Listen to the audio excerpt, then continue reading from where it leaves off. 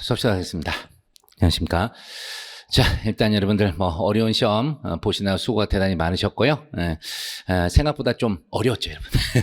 처음에 딱 넘겼을 때 원래 죄형 법정주의 그리고 장수적 적용범위 막 이런 게 나와야 되는데 처음부터 막 형벌 이론 그래서 막 유형 이상한 거 나오죠. 그래서 상당히 좀 당황을 했고 아마 이게요, 이제 저 같은 경우에 이제 하면서 그렇게 어렵다는 느낌 안 들었는데 여러분한테 어려울 수밖에 없어요. 왜냐하면 여러분 이 느낌이요, 제가 이제 변호사 시험도 강의를 하게 되는데 그쪽 동네에서는 우리 판례 결론 갖고 잘 안 물어봐요. 이처럼 우리 특징이 판례 원문 중에서 내용들을 잘 물어보니까 여러분이 이게 무슨 판례인지도 모르고 푼 사람들이 꽤 많을 거예요. 그래서 다른 선생님들과 달리 저 같은 경우에는 교재가 판례가 좀 많죠. 두껍잖아. 판례 양이 많잖아. 그게 다 이런 것 때문에 그래요. 근데 그런 게 제가 아무래도 이제 좀 위에급 이제 변호사 시험이나 5급 행시나 이런 걸 좀 대비해서 강의를 하다 보니까 그렇게 좀 더 했는데 그게 사실 여기 이번엔 들어봤더라고요. 예전에 이제 우리 수험생들이 선생님 너무 판례가 길어요. 짧게 해주면 안 돼요. 이제 그럼 다 망하는 거예요. 올해 시험이 특히 이제 이번 시험이 그랬더라고요. 근데 이 기조가 어느 정도는 살짝은 유지될 것 같아요. 근데 저도 이제 해설 일일이 다 달았는데 이제 해설 다 달아서 어제 밤에 이제 확인까지 다시 다 했는데 이렇게 가면 여러분들이 공부의 깊이가 좀 있어야 돼요. 그래서 그냥 판례만 보고 결론만 외우면 난리가 나는 그런 식으로 좀 해놨습니다. 그리고 이야 어떻게 우리 공중협박죄라든가 공중흉기소지라든가 그 개정법도 신설된 법이 있죠. 그런 것도 막 내고 여러분 제가 자복 나온 거는 처음 봤네. 제가 이제 강의한 지가 벌써 15년, 만 15년인데 자수자복에서 자복은 거의 안 내거든요. 근데 그것도 냈어요. 야, 아주 희한하더라고요. 그래서 누군가가 이건 원래 예전에 법원행시 1차 스타일이에요. 이제 그런 식으로 내가지고 상당히 여러분 시험 보는데 힘든 들었을 겁니다. 근데 어차피 여러분들 좋은 성적 받으신 분은 어차피 이 해설 강의를 안 보겠지만 이제 조금 시험을 못 본 분들 그런 분들이 이걸 보거나 타직열에 있는 분들이 만나게 될 건데 어쨌든 난이도는 상당히 좀 높았습니다. 높았고 원래 제 자체도 원래 우리 시험에서 제 이제 동형모의고사 치를 때 우리 제 수강생들 한 명 이제 공부 잘하는 친구도 잘 맞으면 80점대 후반, 진짜 90점 한번 찍은 적이 있어요. 10번 중에. 그리고 나머지는 막 다 70몇 점, 80점 막 이랬는데 그 친구들이 이번에 77.5, 뭐 75 이 정도 맞았더라고요. 그러니까 예전 같으면 그러니까 타원 거 풀면 거의 막 90몇 점씩 찍었었어요. 근데 제 시험만 보면 80몇 점, 70몇 점인데 그 친구들이 70점대 후반, 뭐 중반이 나왔었는데요. 그만큼 어려웠다는 겁니다. 네. 어쨌든 여러분들 다시 준비하실 분들은요, 시험 어떤 식으로 좀 바뀌었는지 그 패턴을 좀 잘 이해를 하시기 바랍니다. 아까 말한 대로 우리 판례만 그냥 막 결론만 외워서는 절대 안 되는 그런 시험이 됐다는 것을 말씀드리겠습니다. 자, 일단 해설하면서 또 말씀드릴게요. 자, 1번부터 봅니다. 형법 이론. 1번 형벌법규를 해석할 때 법 규정의 문헌 자체가 비교적 명확한 개념으로 구성되어 있다. 여러분 이거 저 모의고사에서 계속 몇 번 냈는데 이게 땅콩의양 사건에서 나온 거잖아. 조연아 그 사건에서 뭐였어요? 우리 항노라는 개념은 어휘가 다양하게 해석이 안 돼. 여기 있는 것처럼 비교적 명확한 개념으로 규정되어 있어요. 그렇기 때문에 이럴 때는 체계적 논리적 해석 방법이 허용이 안 됩니다. 제한되거나 허용될 수 없다. 이게 법행 기출 지문이기도 해요. 그래서 여기서 이제 X가 되는 것이고 그 다음 업무상의 혐의로 취득한 재단상 이익이 있는 경우 비록 이익가액을 구체적으로 산정할 수 없더라도 이득을 기준으로 하는 특경가법 적용? 그러면 특경가법은 취득가액이 5억 이상인 제3범죄에 적용돼요. 근데 이득액을 확인을 못하는데 어떻게 5억 이상 적용되는 특경가법을 적용하겠습니까? 당연히 X가 되는 것이고 그 다음에 3번 양벌 규정에서 행위자가 아닌 법인 개인은 국가형벌권 행사 대상으로 구성요건에서 정한 위반 행위의 방지를 위한 주의와 감독의 혜택 등을 근거로 별도의 형벌 규정에 따라 법인 개인의 직접 책임 내지 자기 책임에 기초 처벌되는 것이나 양벌 규정에서 사업주와 행위자의 관계는 이인상이 가공하여 공동의 구성요건을 실현하는 공범관계자와 동일하게 볼 수 있다. X. 참고로 여러분 저 뒤쪽에 가면 이게 원래요 공소시효 관련된 최신 판례예요. 근데 원래 우리 공소시효가 우리 시험 영역이 아니죠. 근데 그거 내놨다. 근데 물론 저는 이거 모의고사에 냈었어요. 왜냐하면 우리 이제 공소시효에 가면 뇌물공여, 뇌물수수처럼 대항범 관계 있는 자는 우리 공범으로 안 쳐줘요.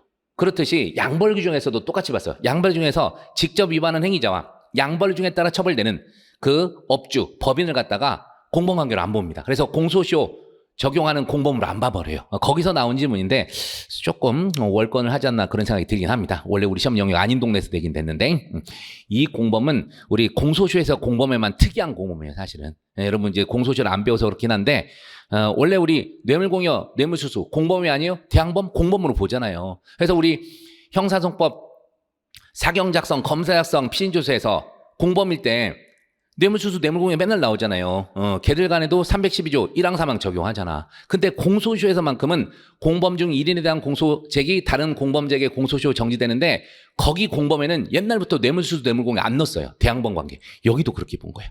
근데 이거 원래 우리 시험에 내면 안 되는 치사하게 됐어. 자, 그 다음 4번.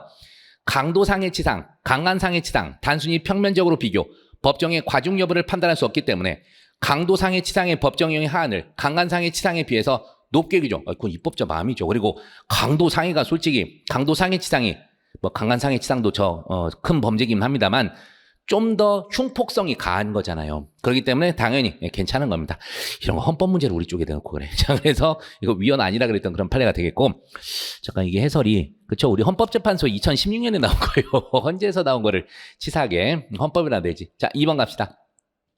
구성요건의 유형에 관한 설명으로 적절한 거.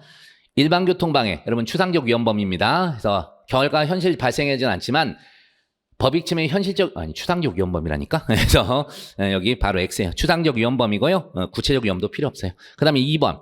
스토킹 행위를 전제로 하는 스토킹 범죄는 행위자가 어떤 행위를 매개로 이를 인식한 상대방에게 불안감, 공포심을 일으킴으로써 자유로운 의사결정의 자유 및 생활 형성의 자유와 평온이 침해되는 것을 막고자 하는 것을 보호법이라는 잘 나가다 뒤에서 틀렸어요. 여기도 위헌범입니다.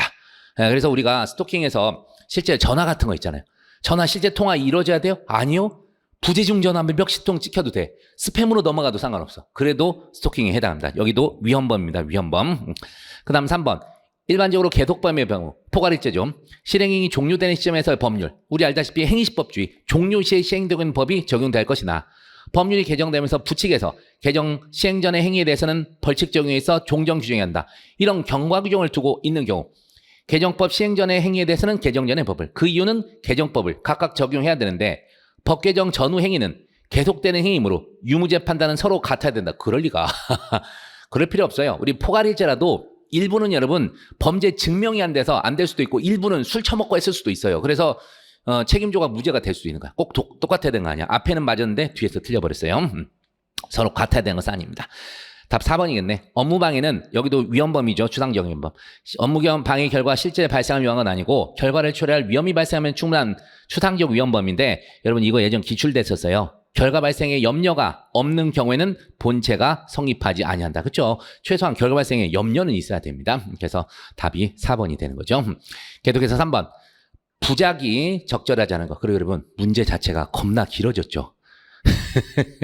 제 문제가 다 그래요. 그래서 아마 시험장에서 이 풀다가 너무 길어서 지치는 것도 꽤 많이 나왔을 거예요. 솔직히 이게 여러분 진짜 변호사 시험 스타일로 좀 바뀐 그런 느낌이 많이 듭니다. 이 내용이. 그쪽 법학전문대학원에 있는 교수님들이 감순하는데 이번 직접 출제로 가셨는지 뭐 느낌이 그래요. 자, 계속 3번. 부작이 적절하지 않은 거. 1번.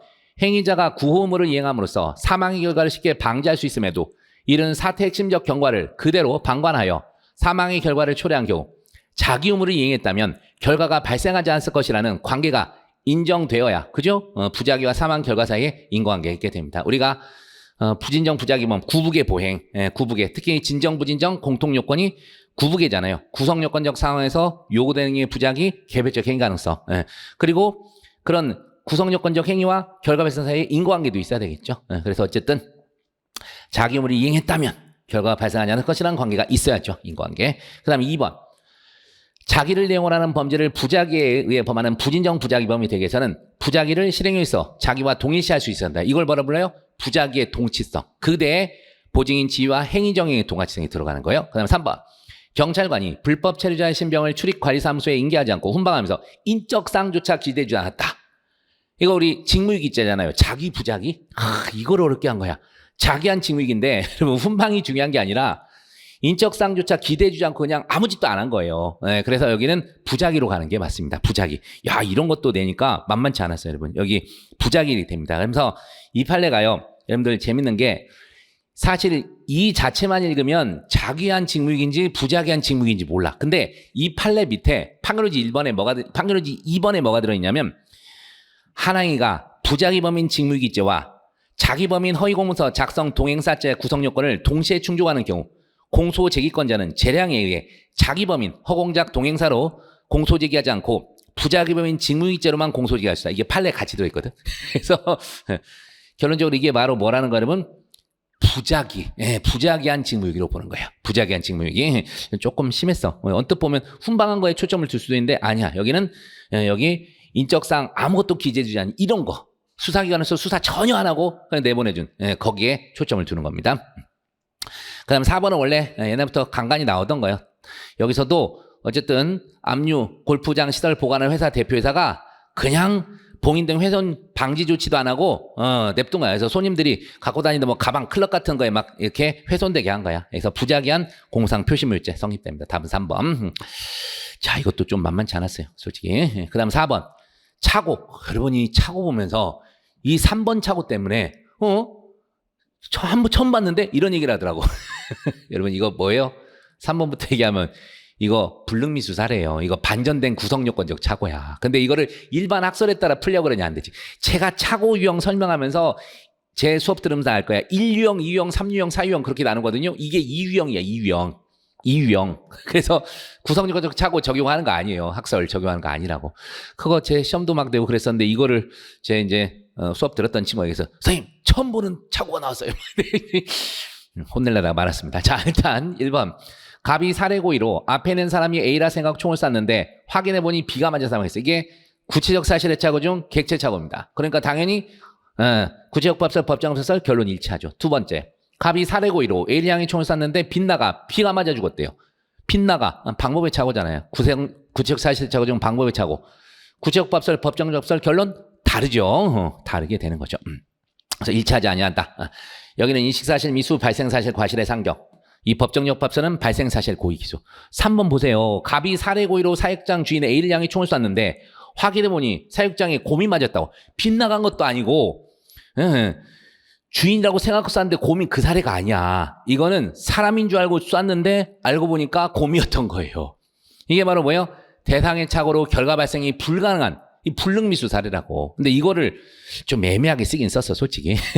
그래서 어쨌든 살인의 고의로 팡 쐈는데 알고 보니까 사육장 주인 A가 아니라 곰이야, 곰. 대상의 착오로 결과 발생이 불가능한 거예요. 일부러 이거랑 헷갈리게 한 거예요, 여러분. 여기서는 송개고를 옆집 개를 향해 돌렸는데 빗나가 이런 말이 나와야죠. 빗나가. 이런 게 이제 추상적 사실의 착오인데 위에는 반전된 구성력과정 착오, 불능미수 문제예요. 그래서 아마 어려웠을 거야, 이것도. 근데 제가 이거 원래 강의하면서 이런 거 기준 정리해놨는데 제 수업 들은 사람 원래 맞췄어야 돼. 근데 시험장 가서 해린 거지. 갑인식했던 사실의 범죄 성립에 관해 이런 학설 대립이 여기서 나올 수가 없어요. 반전된 구성력적 착오라서 그냥 27조에 따라서 결과 발생이 위험성이 있으면 불능미수, 없으면 불능범 그렇게 되는 겁니다. 그래서 어쨌든 이게 결론적으로 제 1차지 않은데 일체예요. 어떤 게 냈더라도 차이가 안 나요. 답은 3번이고 4번이 추상적 사실의 착오 주장이네요. 그래서 자 여기서 구체적 법설, 법정적 법설은 결론이 똑같죠. 인식사실 미수, 발생사실 과실의 상정. 근데 추상적 법설은 이게 바로 뭐예요? 갑이 송개고의로 개를 향해 던졌는데 옆집 아이가 맞았어. 경제고의로 중재를 실현한 거예요. 경제고의로 중재 실현. 그럼 어떻게 됩니까? 경제기수와 과실 중재의 상경이 되는 거죠. 그래서 여기서는 송개기수와 과실치상의 상상적 경험이 됩니다. 어쨌든 1차지 않습니다. 그래요.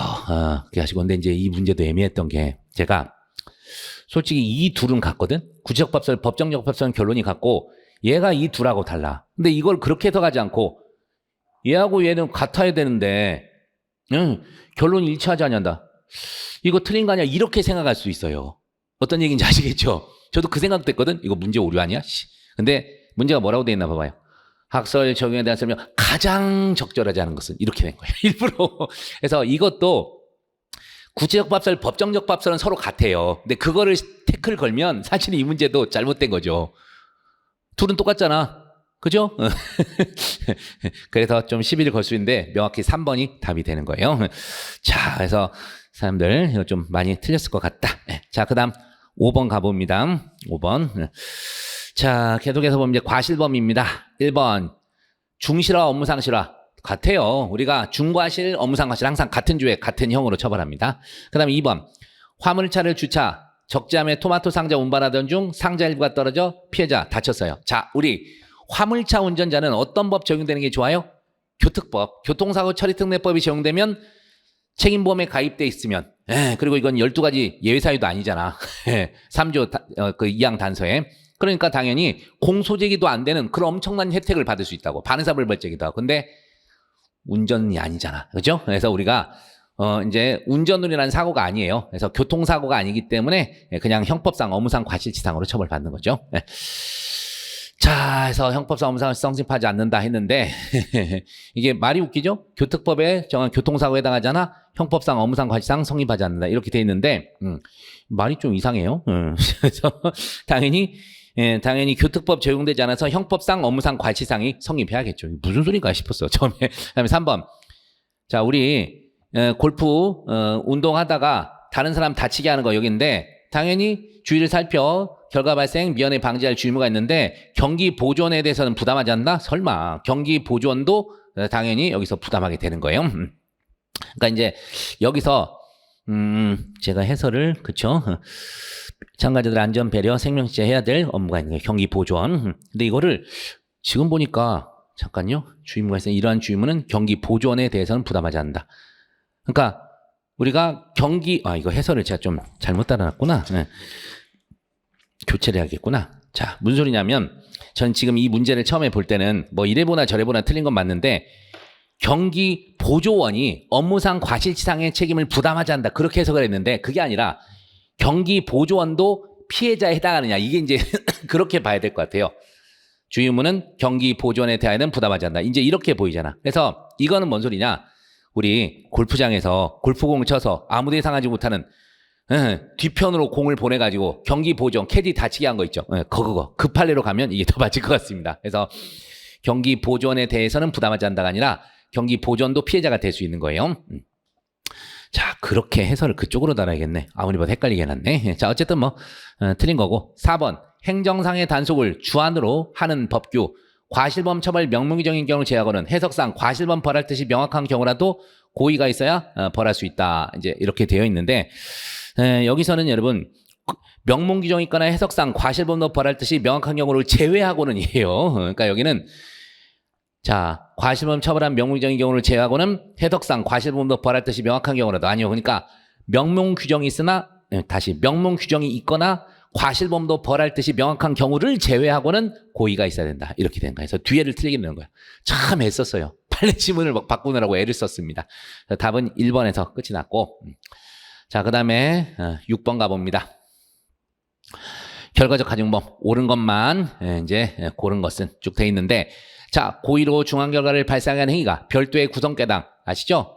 중앙일과 고의범의 법정이 더 크면 상격, 그렇지 않으면 특별관계는 결과적 가중범만 성립 이런 거예요. 그래서 이 지문은 맞는 지문입니다. 맞는 지문이고 그 다음에 니은에서 형법 15조 2항 예견 가능성 유하죠. 그래서 당연히 행위 시에 결과 발생을 예견할 수 없었을 때는 인과관계 있더라도 무고죄로 벌할 수 없다. 맞는 지문. 맞는 지문. 그 다음 결과적 가중범의 성립 요건으로 예견 가능성은 일반인을 기준으로 그쵸? 객관적으로 판단대한 것은 아니다가 아니라 평균적 일반인 같은 업무와 직무에 종사하는 평균적 일반인을 기준으로 판단되는 게 맞습니다. 그래서 판단되는 예견 가능성은 일반인을 기준으로 객관적으로 맞죠? 제가 갑자기 잘못 보였어. 객관적 판단돼야 하는 것이죠. 되게 판단된 것은 아니다라고 보였어. 판단돼야 하는 것이다. 맞고. 그다음에 리얼. 자, 이때 강간을 한 다음에 별개 고의로 살인을 한 거죠. 그래서 여기서는 강간치사가 될 수가 없어요. 그래서 당시 살인의 확정적 범위가 있었음이 분명 결과적 가중의 범위를 논할 여지가 없다. 얘도 맞는 지문입니다. 그래서 기억, 니은, 디귿, 리을이 다 맞아요. 그래서 답은 4번이 되겠습니다. 답은 4번이 되는 겁니다. 자, 7번 갑시다. 적절한 거 간만에 짧은 문제 나왔네.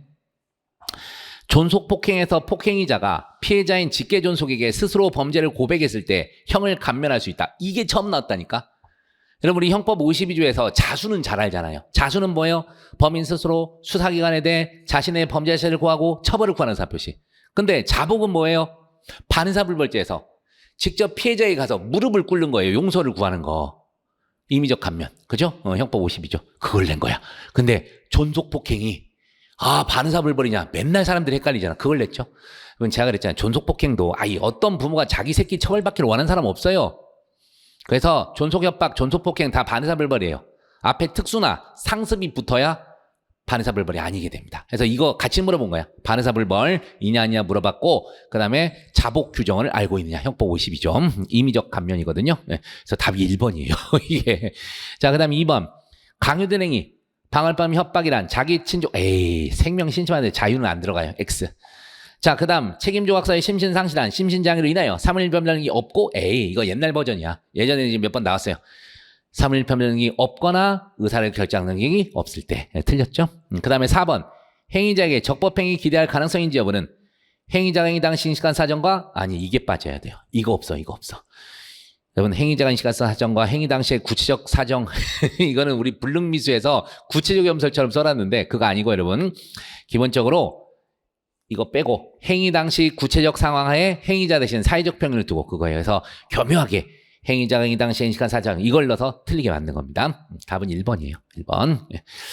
자, 그 다음 8번 미수 OX입니다. 기억 미수범을 처벌한 규정이 있다고 하여 반드시 침해범으로 해석할 것은 아니다.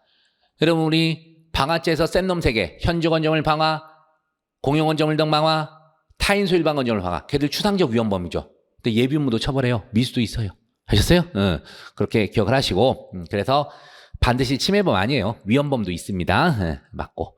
그 다음 니은 형법과 형사특별법에 규정이 있는 결과적 가중범의 특수한 간치상죄와 같이 별도의 미수범 처벌 규정을 두고 있는 것은 형이 무거워지는 요인이 되는 결과가 과실로 생긴 결과적 가중범과 고의로 결과를 일으킨 결합범을 하나 조문해서 규정하고 있는 입법 형식에서 찾아볼 수 있는데 결론 결과적 가중범에도 성질상 미수 규정이 적용될 수 있음을 보여준 입법 형식을 할 수 있다. 이거는 전원합의체 반대 견해입니다. 우리는 기본범죄 미수에 거쳐도 중앙계가 발생하면 기수예요.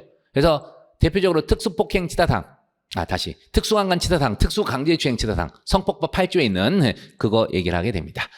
우리 형법에도 강인해 있잖아. 강인해. 강도치사상, 인질치사상, 해상노치사상, 결과적 가중범위에도 미수경이 있는 그런 다 기수예요. 기수. 이건 X. 그 다음 디귿. 피해자 한검령 상태에 있다고 인식, 그런 상태를 이용 가늠. 자, 중앙한 불능미수 사례잖아요. 피해자가 실제 그런 상태에 있지 않았다면 결과 발생에 위험성이 있다더라도 중앙한 불능미수가 성립하지 않는다가 아니라 성립합니다. 이건 좀 쉬어서. 그 다음 리을. 부정경쟁방지법. 이거 제가 모의고사 냈었는데 양벌 규정에서 여러분 쭉 보시면요. 우리 법 미수 처벌하려면 명문 규정이 있어야 돼요. 그래서 여기서도 이게 특이해서 제가 이제 문제 냈던 건데 이게 몇 년 판례였더라? 또 얼마 안 된 판례일 거예요. 최판인데, 그쵸? 여기서도 23년 12월, 몇 년 됐네. 부정경쟁방지법 양벌 규정이 있는데 어쩌고 쭉 돼 있죠. 그래서 어느 하나 행위 위반행위라고 행위자를 벌하는 법인 개인 벌금형 관다 하면서 동법 18조 2 미수 18조 1항 2항의 미수범은 처벌한다 규정하고 있어요. 자 18조 1항 2항의 미수범 처벌한다. 지금 양벌 규정은 몇 조예요? 19조라니까 19조. 미수 있어 없어? 없어요. 그래서 종업원이 미수범을 처벌한 경우 18조 2에 해당하는 위반행위를 했다 하더라도 위 양벌 규정은 법인에게 적용될 수 없다. 그렇습니다. 그래서 우리 법인 양벌 규정 처벌 규정은 19조예요. 19조. 근데 이제 미수 처벌 규정은 18조 2가 18조 1항하고 2항만 미수 처벌하도록 해놨거든요. 그러니까 19조는 적용이 안 되는 거예요. 그렇게 해서 아무튼 이건 제가 모의고사에 냈었던 거고. 그래서 답은 8번은 어쨌든 앞에 보시면 돼요. 1번이었어요. 1번. OXXO. 네. 자, 9번 갑시다. 공범. 적절한 거. 1번 포괄일제 관계는 범행의 일부를 실행한 후 공범 관계에서 이탈하였으나 여러분 실행의 착수 후 이탈이 되나 안 돼요? 안 돼요. 포괄일제에서 실행의 착수 후 이탈은 지 혼자 멈춰서는 안 돼요. 다른 공범죄까지 다 중지시켜야 중지미수가 되는 겁니다. 그래서 다른 공범죄에서 나머지 범행이 이루어졌대요. 다 책임져야 돼요. 죄책 부담합니다. X. 그 다음에 2번 2인 이상의 서로 대항된 행위의 존재를 필요로 하는 대항범에 대해 공범에 관한 형법 총칙 규정이 적용될 수 없는데 그죠? 구성요건상으로는 단독으로 실행할 수 있는 형식이라도 구성요건이 대항범의 형태로 실행되는 경우 이러한 대항범 범위가 적용돼요? 아니에요. 우리 대항범은 필요적 공범으로 원래 구성요건 자체가 2인 이상이 반드시 있어야 되는 거예요. 네. 그런 경우에나 이제 형법 총칙상의 공범 규정이 적용될 수 없지. 여러분 보세요. 부동산 이중매매 이걸 뭐라 그래요? 거래 상대방의 대항적 행위의 존재를 필요로 하는 유형의 배임죄예요. 대항적 거래 상대방의 존재를 필요로 하는 유형의 배임죄. 거래 상대방 내부 참가자지만 형법 총칙 공범 규정 적용 안 돼요? 적용되잖아. 제2매수인이 매도인의 배임행위에 적극 가담했다면 당연히 그 사람도 뭐가 돼요? 배임죄 공동정범 교사범 되잖아. 예, 그래서 그거 얘기하는 겁니다. 알겠죠? 예. 그래서 구성권이 대항범 형태로 실행되는 경우 이게 이제 그 부동산 이중매매에서 제2매수인의 죄책을 기억하시면 돼요. 그래서 대항범 관계 범위 적용 안 돼요. 그냥 교사방조 형법 총칙 규정이 적용됩니다. 그래서 X고 좀 뭔 소리인지 몰랐을 거예요, 여러분. 2번. 그다음 3번. 배임죄에서 계속된 거래행위 도중에 공동정범 범위에 가담해서 도중에 승리적 공동정범 가담할 때 이전 범행을 알았더라도 가담 이후만 공동정범이 돼요. 그래서 가담 이전행위까지 유죄 인정할 수는 없습니다. 답이 3번이네요. 네. 그 다음에 4번. 형법 30조 공동정범에는 고의범뿐 아니라 과실범도 포함되므로 비록 의사연락이나 주의 의무 위반에 대한 과실범의 공동정범을 인정하더라도 최소한 의사연락이나 주의 의무 위반에 대한 공동인식은 있어야 됩니다. 그래야 공동정범이죠. 다음은 3번이고 10번 갑니다. 역시 공무원 가신 분 옳지 않은 거 적절하지 않은 거 1번 아시죠? 치과의사 스스로 하면 죄가 안 돼. 소극적 신문자니까. 근데 남 시키면 교사가 됩니다. 무면허링 교사. 2번도 지가 스스로 하면 무면허링이 아니야. 근데 남과 함께하면 무면허링의 공동정범이 되는 거야. 그 불법이 자기한테도 전염이 되는 거예요. 불법이 연대적으로. 그 다음 3번 신분관계로 인해 형의 경중이 있는 경우 부지정신문에서 신분 있는 자가 없는 자를 교사 죄를 범하게 합니다.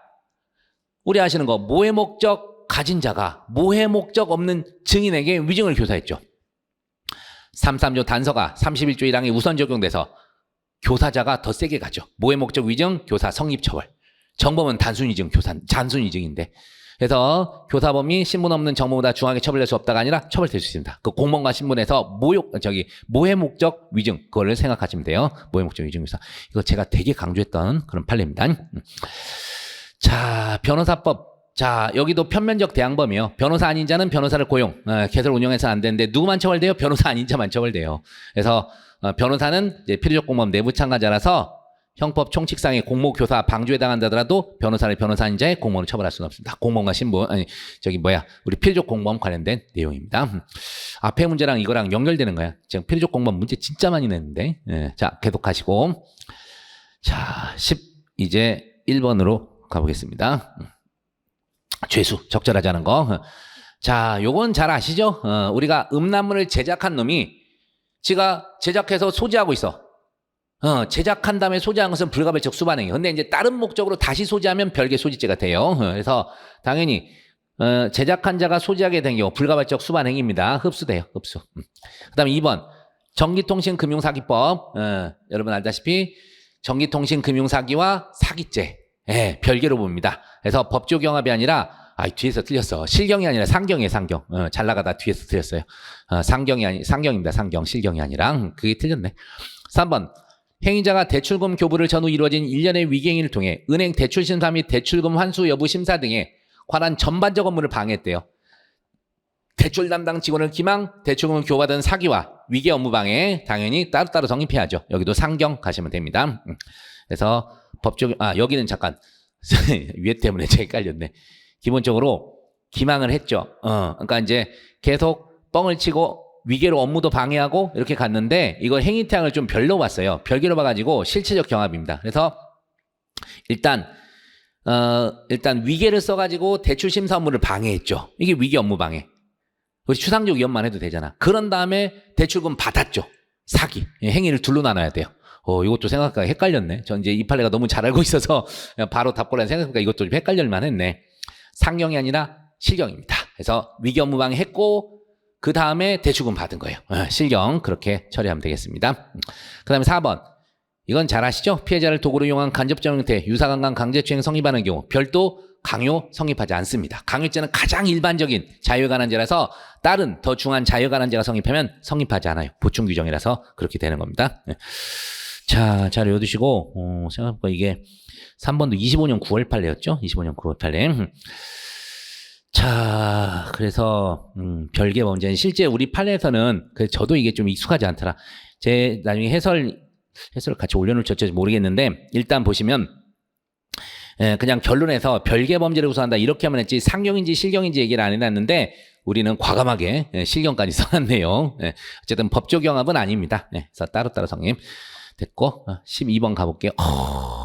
그치. 여러분 이거 공부 안 했지? 사후적 경합법 관련해서. 아, 이게 머리를 써서 돼가지고, 저도 한번 또 생각을 해봐야 돼. 자, 일단 하나씩 가보겠습니다. 여러분, 우리가 사후적 경합범이 되려면 금고 이상의 확정 판결 있어야 되고, 그 이전의 법원제. 그래서 금고 이상의 확정 판결 이전의 법원제, 그리고 금고 이상 확정 판결과 그 이전의 법원제가 동시에 판결할 수 있었어야 돼. 그래야 사후적 경합범이죠. 그죠? 그렇게 되는 건데, 자, 이제 하나씩 가볼게요. 자, 1번에서 쭉 갑시다. 1번 갑이 만일 2025년 9월에 9월 그러면 이 정도 되겠네. 이 정도 9월 네. 9월에 디귿죄로 기소되어 2020년 1월에 벌금이 확정됐어. 에이 얘는 신경 안 써도 돼. 여러분 벌금이 확정됐대. 그럼 얘는 없는 셈 치면 돼요. 그냥 얘는 없는 거야. 없는 거. 자 26년 3월 14일 기준으로 이 뒤에죠. 26년 3월 14일 이 뒤에를 기준으로 30일 전단 동시적 경합범에 해당한다. 그쵸? 여기 얘는 없는 셈 치면 되겠고 기억, 리을, 비음이 전부 동시적 경합범에 해당하게 되는 거예요. 그냥 얘는 빼면 돼요. 벌금은 아무 의미가 없거든. 그렇죠? 그래서 전체적으로 기억, 니은, 리을, 비음은 한꺼번에 병합해서 하나의 판결 내리면 되는 겁니다. 그렇죠? 자, 계속해서 갑니다. 2번 갑니다. 만일 2026년 2월에 26년 2월이면 여기죠. 26년 2월에 여기에서 2월에 자 디귿죄로 기소되어 3월 14일을 기준으로 아직 확정 판결이 이르지 않았대. 확정 판결이 안 됐다고. 확정 판결이 없대잖아요. 그러면 어떻게 되는 겁니까? 디귿죄로 기소돼서 아직 확정 판결이 이르지 않았다. 그럼 금고 이상 확정도 없고 아무것도 없는 거네. 그러면 여러분 이때 3월 14일에 뭐 해버리면 돼요? 디귿에다가 기억, 니은, 리을, 미음을 병합해가지고 동시적 경합범으로 처단할 수 있습니다. 기억을 하세요. 그래서 2월까지 해서 근데 2월에 왜 써? 디귿죄로 기소가 2월에 됐다고? 기소가 되고 3월 14일 기준으로 일단 지금 재판 진행 중인 거야. 디귿이 이제 재판 진행 중이라고요. 아직 확정 안 됐잖아. 이랬을 때 여러분 기억, 니은하고 리을, 미음을 동시적 경합범으로 한꺼번에 기소해서 하나 법원에서 처단할 수 있습니다. 그래서 당연히 기억, 니은, 디귿, 리을이 다 여기서는 뭐가 될 수 있다? 동시적 경합범이 될 수가 있게 되는 거예요. 자, 그 다음 3번. 네, 여러분 이거 이해 못하고 있을까 봐 겁나네. 3번에서 만일 25년 5월 여기네요. 25년 5월에 디귿죄로 기소되어 우리는 기소된 게 중요한 게 아니지. 여기네 여기. 여기서 뭐가 확정됐대 여러분? 징역형이 확정됐습니다. 징역형. 금고 이상이네. 징역형 확정이 됐답니다. 자, 그러면 이제 뒤에 이때 26년 3월 14일 왜 3월 14일을 좋아했지? 3월 14일 날 문제를 출제하셨었나? 어쨌든 26년 3월 14일을 기준으로 했었을 때 자, 어떻게 돼요? 지금 우리는 확정 판결이 중요해요. 금고 이상의 확정 판결 이전의 법안제 기억, 니은, 리을이죠. 얘하고 이 디귿죄는 사후적 경합범입니다. 사후적 경합범. 그래서 써있죠. 기억, 니은, 리을입니다. 금고 이상 확정 판결 이전의 법안제. 알겠죠? 그 미음은 확정 이후이기 때문에 사후적 경합범이 될 수가 없어요. 답은 3번이에요. 그 다음에 4번 가서 보시면 갑이 만일 25년 5월에 디귿죄로 기소되어 8월에 이제 이쪽으로 가야 돼. 8월에 징역형의 집행유예 상관없어요. 집행유예도 들어갑니다. 금고 이상이야. 징역형 이제 확정이 됐네. 자, 이렇게 됐습니다. 그러면 26년 3월 14일 이걸 기준으로 했었을 때 누구? 디귿죄와 사후적 경합범이라는 것은 기억, 니은, 리은 아니요. 기억, 니은 두 개밖에 없죠. 금고 이상 확정 이전의 법안제는 기억, 니은밖에 없는 거예요. 그렇죠? 그래서 기억, 니은만이 사후적 경합범에 해당이 되는 겁니다. 여기는 이제 기억, 니은, 리을, 비음이라고 해서 틀리게 된 거예요. 그렇게 가시면 되겠습니다. 자, 그러면 이거 풀 수 있었을까? 솔직히 좀 그러네. 그래서 어쨌든 우리가 기억, 니은만 사후적 경합범에 해당이 되는 겁니다. 훌륭한 문제입니다. 저 보면서 깜짝 놀라서. 그래서 이런 문제까지 나와가지고. 그래서 이제 기본적으로 이제 다 맞는 거고 4번만 이제 틀린 거가 되는 겁니다. 네, 됐죠? 네. 자, 저런 거 다시 나오면 여러분 그냥 휙 지나고 다른 거 풀어도 되지 않을까 싶은 생각이 듭니다. 자, 13번 형사제재 적절한 거 1번 형의 집행유예 선고받은 자는 65주에서 선고가 실효 취소됨이 없이 여러분 이거 아시잖아. 집행유예 받고 유예가 무사히 도과됐더라도 집행유예 결격 사유는 남지 않지만 선고유예 결격 사유는 돼요. 그래서 써있죠. 그래서 마지막에 선고의 결격사유는 자격증 이상의 형을 받은 전과인자에 해당합니다. X. 그 다음에 2번. 형법 52조랑 아까 자수자복. 자수는 자발적으로 하라 그랬잖아. 그래서 수사기관의 질문이나 조사에 의해서 진술한 것은 포함되지 않습니다. X. 3번. 임의적 감경 사유가 존재해 인정되고 법관이 그에 따라 징역형에 대해 법률상 감경을 하더라도 55조 1항 제3호에 따라 사항안을 모두 2분의 1로 감경할 수 없다가 아니라 기본적으로 감경은 사항안 같이 2분의 1이죠. 가중은 주로 중한제 2분의 1이고 그래서 당연히 이것도 틀렸어. 그럼 답 4번이네.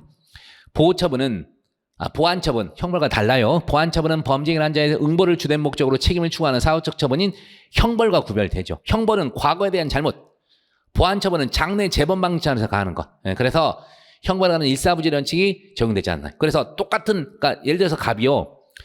쉽게 해서 사람을 이놈이 약물 알코올 중독자여가지고 사람에게 이제 막 상해를 가한 거예요. 이런 경우에 상해죄에 대해서 당연히 형벌을 가하죠. 형벌을 가할 것이고 그 뒤에 여전히 이놈이 약물 알코올 중독이라고 풀어놓으면 또 죄를 지을 것 같죠. 이럴 때 치료감호를 때려버려요. 그래서 상해죄 하나밖에 안 범했지만 형벌도 부과하고 더불어 치료 필요가 있고 재범 위험성 있으면 치료감호도 되는 거예요. 둘 다 한꺼번에 해도 일사부재리에 반하지 않습니다. 기판력이 저촉되는 거 아니에요. 답은 4번입니다. 이런 걸 좀 어려워서 여러분이 이해를 했나 모르겠는데 알아두시고 우리는 지금 형벌과 보완처분 별개로 봅니다. 자, 14번 강간추행 적절하지 않은 거. 1번 갑이 자신이 지배하지 않은 서버에 저장된 음란물의 접근 다운로드 받을 수 있는 이 정도 갖고는 음란물 소지 아니에요. 직접 지 컴퓨터 서버에 갖고 있어야죠. 지 USB에 갖고 있어야지. 이런 거 갖고 소지가 아니고 뭐요? 그럼 답이 1번이네 바로. 너무 쉬운데? 그 다음에 2번 갑과 을이 A와 술을 마시던 중 A를 강간으로 공모 합동범의 특수 강간을 공모했어요. 구입한 음료에 미리 소지하고 있던 졸피된 불상량을 넣은 다음 마시게 한 뒤 한꺼번에 상태에 된 A를 강간을 했으나 A의 남편 등의 계속적 휴대 통화 시도로 인해 미수에 그쳤다 하더라도 A가 졸피됨으로 일시적 수면 의식불량 상태에 이른 경우 갑과 을은 성폭법 특수강간치상 기수범이 성립한다. 이게 아까 결과적 가정의 기미수 전원합의체 있죠. 그거 사실관계예요. 그래서 이 사례 일단 뭐 졸피는 예전 판례도 있었잖아요. 그 판례 말고 최신 판례요. 이게 25년 판례인데 어쨌든 뭐 나이트 갔다가 뭐 친구랑 갔다가 하여튼 뭐 이런 상황이 벌어졌었어요. 유부녀였는데 그래서 어쨌든 특수강간이 미수에 그쳤더라도 상해 결과가 발생했기 때문에 특수강간치상 기수가 됐던 그런 사례입니다. 자, 맞는 질문이고 그다음에 3번 강제추행. 자, 이건 당연히 나올 만했죠. 신체에 대해 불법한 유형행사하거나 상대방은 공포심리 정도의 해악을 고지하면 충분합니다. 꼭 반항을 곤란하게 할 필요 없다. 그거였고 그 다음에 4번 한거불능 상태 준강간에서 심신상실 이해 원인으로 심리적, 물리적으로 반항이 절대적으로 불가능하거나 현저히 곤란한 경우를 의미한다. 그렇습니다. 괜히 절대적으로 들어가서 막 틀렸을 것 같은데 당연히 늘 나오는 얘기입니다. 자, 넘어가시고 계속해서 15번 명예훼손, 명예관한죄 적절하지 않은 겁니다. 1번 누구든지 범죄가 있다고 생각하는 때는 고발할 수 있는 것이므로 어떤 사람이 그쵸 고발했다는 사실이 주위에 알려졌다고 그 자체만으로 명예훼손이 될 수는 없어요. 다만 고발이 동기나 경위가 불순하다거나 온당하지 못한 사정이 함께 알려져 있어. 그러면 명예가 침해될 가능성이 있죠. 야, 그 자식 누구를 뭐라고 고발했다? 이건 아무 문제 없어요. 근데 왜 고발한 줄 아냐? 돈 빌려달라는데 안 빌려줬다고 그거 열받아서 있지도 않은 사실 막 옛날에 있다고 막 해갖고 그걸 고발한 거예요. 참 치사한 놈이지. 이렇게 되면 명예훼손이 될 수 있습니다. 자, 2번 명예훼손에서 행위자의 주요한 동기 목적이 공공이익을 한 것이라면 그렇죠? 부수적으로 다른 사익적 목적 동기 내포돼도 310조 공공이익 인정이 돼요. 3번 어떠한 표현이 모욕죄 모욕에 해당한지는 상대방 개인의 주관적 감정이나 정서상 어떠한 표현을 듣고 기분이 나쁜지 등 명예 감정을 침해할 만한 표현인지 기준할 것은 아니래요. 다행이네. 우리는 명예 감정이 아니라 보호법익은 외부적 명예예요. 사람의 인격적 가치에 대한 사회적 평가가 좌대해야 되지 자신의 주관적인 명예 감정을 기준으로 하는 것은 아닙니다. 그럼 답 4번이겠네. 아, 이거 유명한 판례잖아요. 행정상 공표. 이거는 훨씬 더 까다롭게 판단합니다. 공익성을. 실명공개 타인의 명예훼손했을 때 오로지 공공이익이 한 것이라면 공표 사실에 의심의 여지 없이 확실하게 진실이라고 믿을 만한 객관적 타당한 확증과 근거 없더라도 명예위법성 조각된다. 아니에요. 국가이기 때문에 좀 더 엄격한 판단을 받아. 그래서 공표 사실이 의심의 여지 없이 확실히 진실하고 믿을 만한 객관적 타당한 확증과 근거가 있어야만 위법성이 조각됩니다. XX. 자, 16번 가볼게요. 신용 업무 경매. 자, 적절하지 않은 거 1번. 어떤 행위의 결과 상대방의 업무에 지장이 초래되었더라도 상대방의 의사결정에 관여할 수 있는 권한을 가지고 있거나 업무상 지시를 할 수 있는 지위에 있는 경우 그 행위 내용이나 수단이 사회통념상 허용될 수 없는 등 특별한 사정이 없는 위력은 아니라 했죠. 원래 지시할 수 있는 사람이 지시한 거예요. 그 다음에 2번.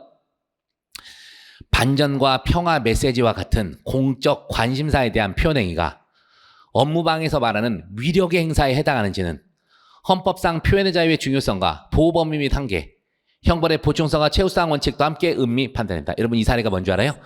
이 막 그 전쟁기념관 이런 데서 뭐 방위사업 뭐 이런 거 하고 있는데 탱크 위에 올라가서 막 바이올린 연주하고 막 그랬던 사례예요. 그래서 이거 업무방해 아니라고 했던 최신 판례가 되겠습니다. 대한민국 방위산업전 전시회장에서 이제 이랬던 거예요. 이것도 25년 4월 판례. 그 다음 3번. 입찰방해에서 방해 대상인 입찰은 공정한 자유경쟁을 통한 적정한 가격 형성을 목적으로 하는 입찰 절차를 말하고 공적 사적 경제 주체가 자 이게 틀렸어요. 임의의 선택에 따라 진행하는 계약 체결 이런 거 뭐라 하죠? 수의계약. 수의계약은 여기 포함 안 되는 거야. 경매입찰에. 이거를 교묘하게 넣어서 틀리겠습니다. 이거 그냥 읽었으면 생각이 안 났을 거야. 그리고 4번 판례 우리 최판으로 잘 알고 있는데 원래 이 판례 결론이 현수막 째버린 거 위력 업무방해 안 된다고 했었거든요. 근데 될 수 있는 내용을 물어본 거예요. 판례. 그래서 저도 처음에 볼 때 이거 결론은 업무방해 안 됐는데 근데 될 수 있는 경우 판례가 예시한데 그 문구를 갖다 넣은 거예요. 자 볼게요 여러분.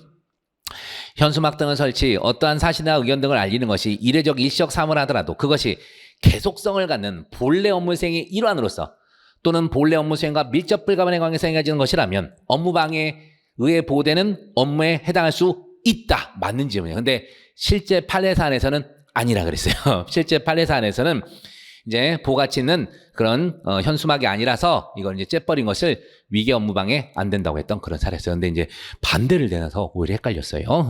여기는 절묘하게 임의의 선택에 따라 진행하는 계약 체결. 이게 수의계약인데 그런 건 안 들어가죠 원래. 자 17번 갑니다. 개인적 법에 관한 죄 적절하지 않은 거 1번. 체포죄는 계속범으로서 맞아요. 체포죄, 감금죄, 계속범. 확실히 사람의 신체 자유를 구속한다고 인정할 정도의 시간적 계속이 있어야 기수에 이르고 신체의 자유에 대한 구속이 그 같은 정도에 이르지 못하고 일시적인 것에 그친 경우에는 체포죄 미수범이 성립할 뿐이다. 그렇습니다. 그 다음 2번. 인터넷 계정의 아이디 비번. 전자교통 특수매체로 해당하기 위해서는 특정인의 의사가 표시돼야 하나 아이디 비번 자체는 특정인의 의사를 표시한 것으로 보기 어려워 기술적 수단을 이용해 그 내용을 알아냈더라도 전자기록 등 내용 탐지가 성립하지 않는다. 그럴 리가.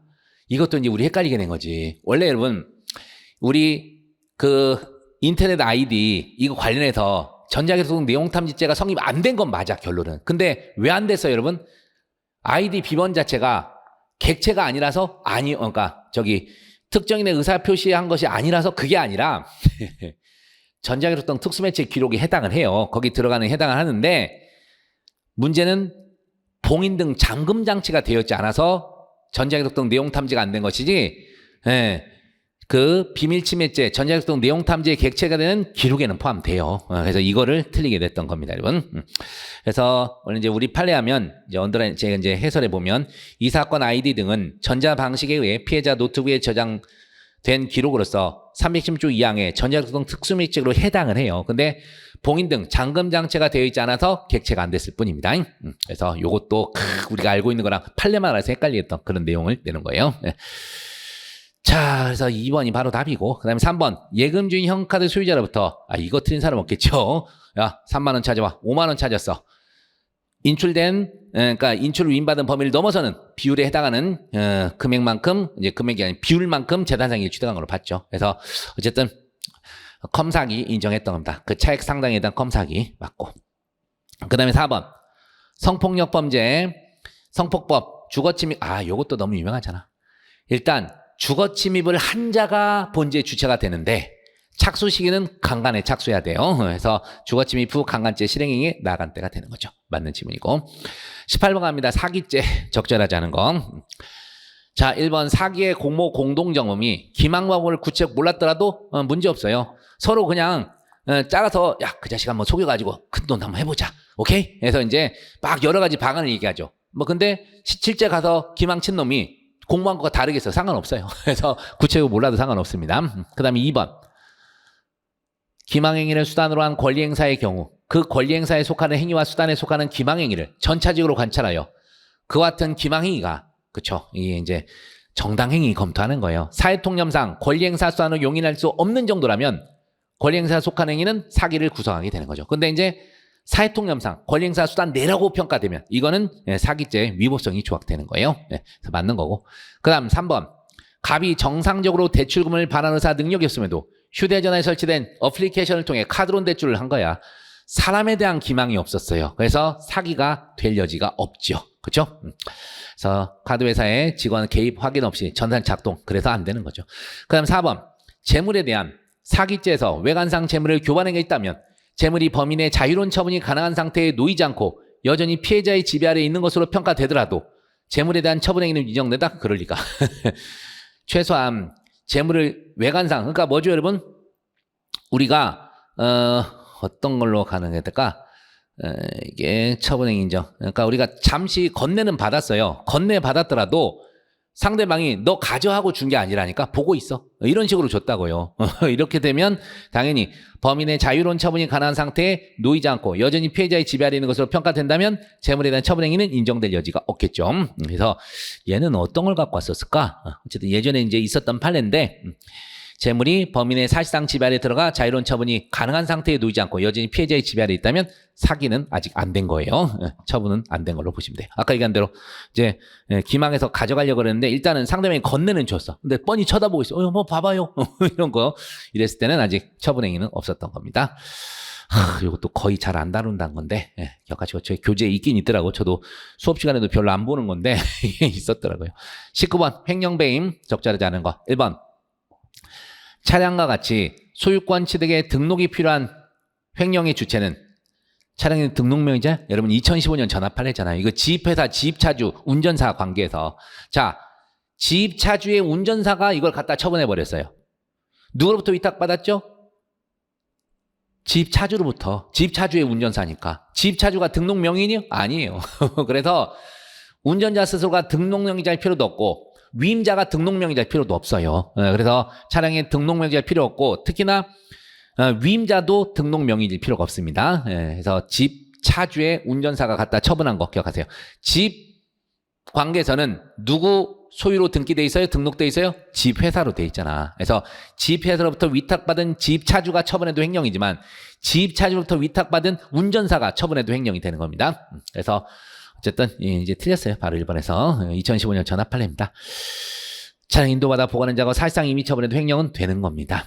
그래서 운전사가 처분해도 횡령이 돼요. 자, 그 다음 재단상 손실을 야기한 임무위배행위가 동시에 손실을 보상할 만한 재단적 이익을 줬대. 그럼 손해가 없는 거예요. 배임으로 어쨌든 손해가 없는 때는 당연히 배임이 될 수 없죠. 그런 거고. 그 다음에 3번 횡령의 본질이 신인관계 기초 위탁된 타인의 걸 위법하게 영득한 데 있음에 비춰볼 때 위탁 신인관계 그쵸. 횡령으로 보할 만한 가치는 신임에 의한 것으로 한정해 줘야겠죠. 안 그러면 너무 넓어져요. 횡령의 주체가. 4번 업무상 배임에서 재산상 손해람은 실해 발생의 위험만 있어도 돼요.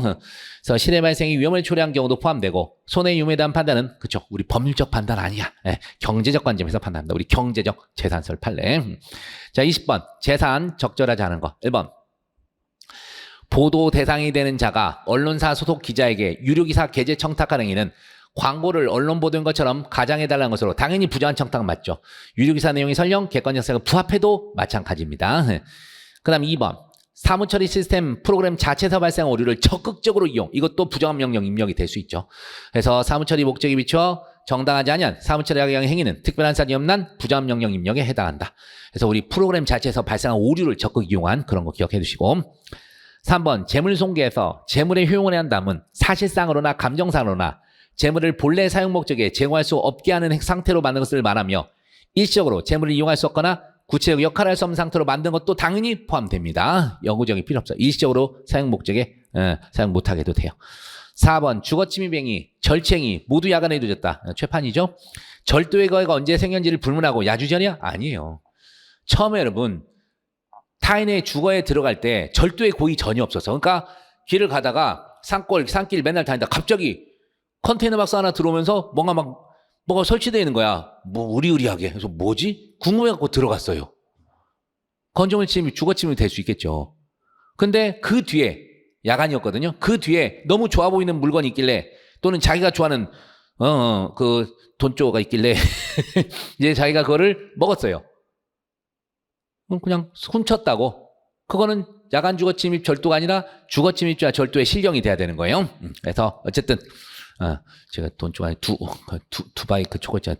두존 어쨌든 그걸 얘가 돈조라 그래서 어쨌든 처음부터 절도의 목적으로 야간에 주거침입이나 야주절이 되는 거예요. 요 판을 잘 아실 겁니다. 그래서 이건 답이 좀 뻔히 보였어요.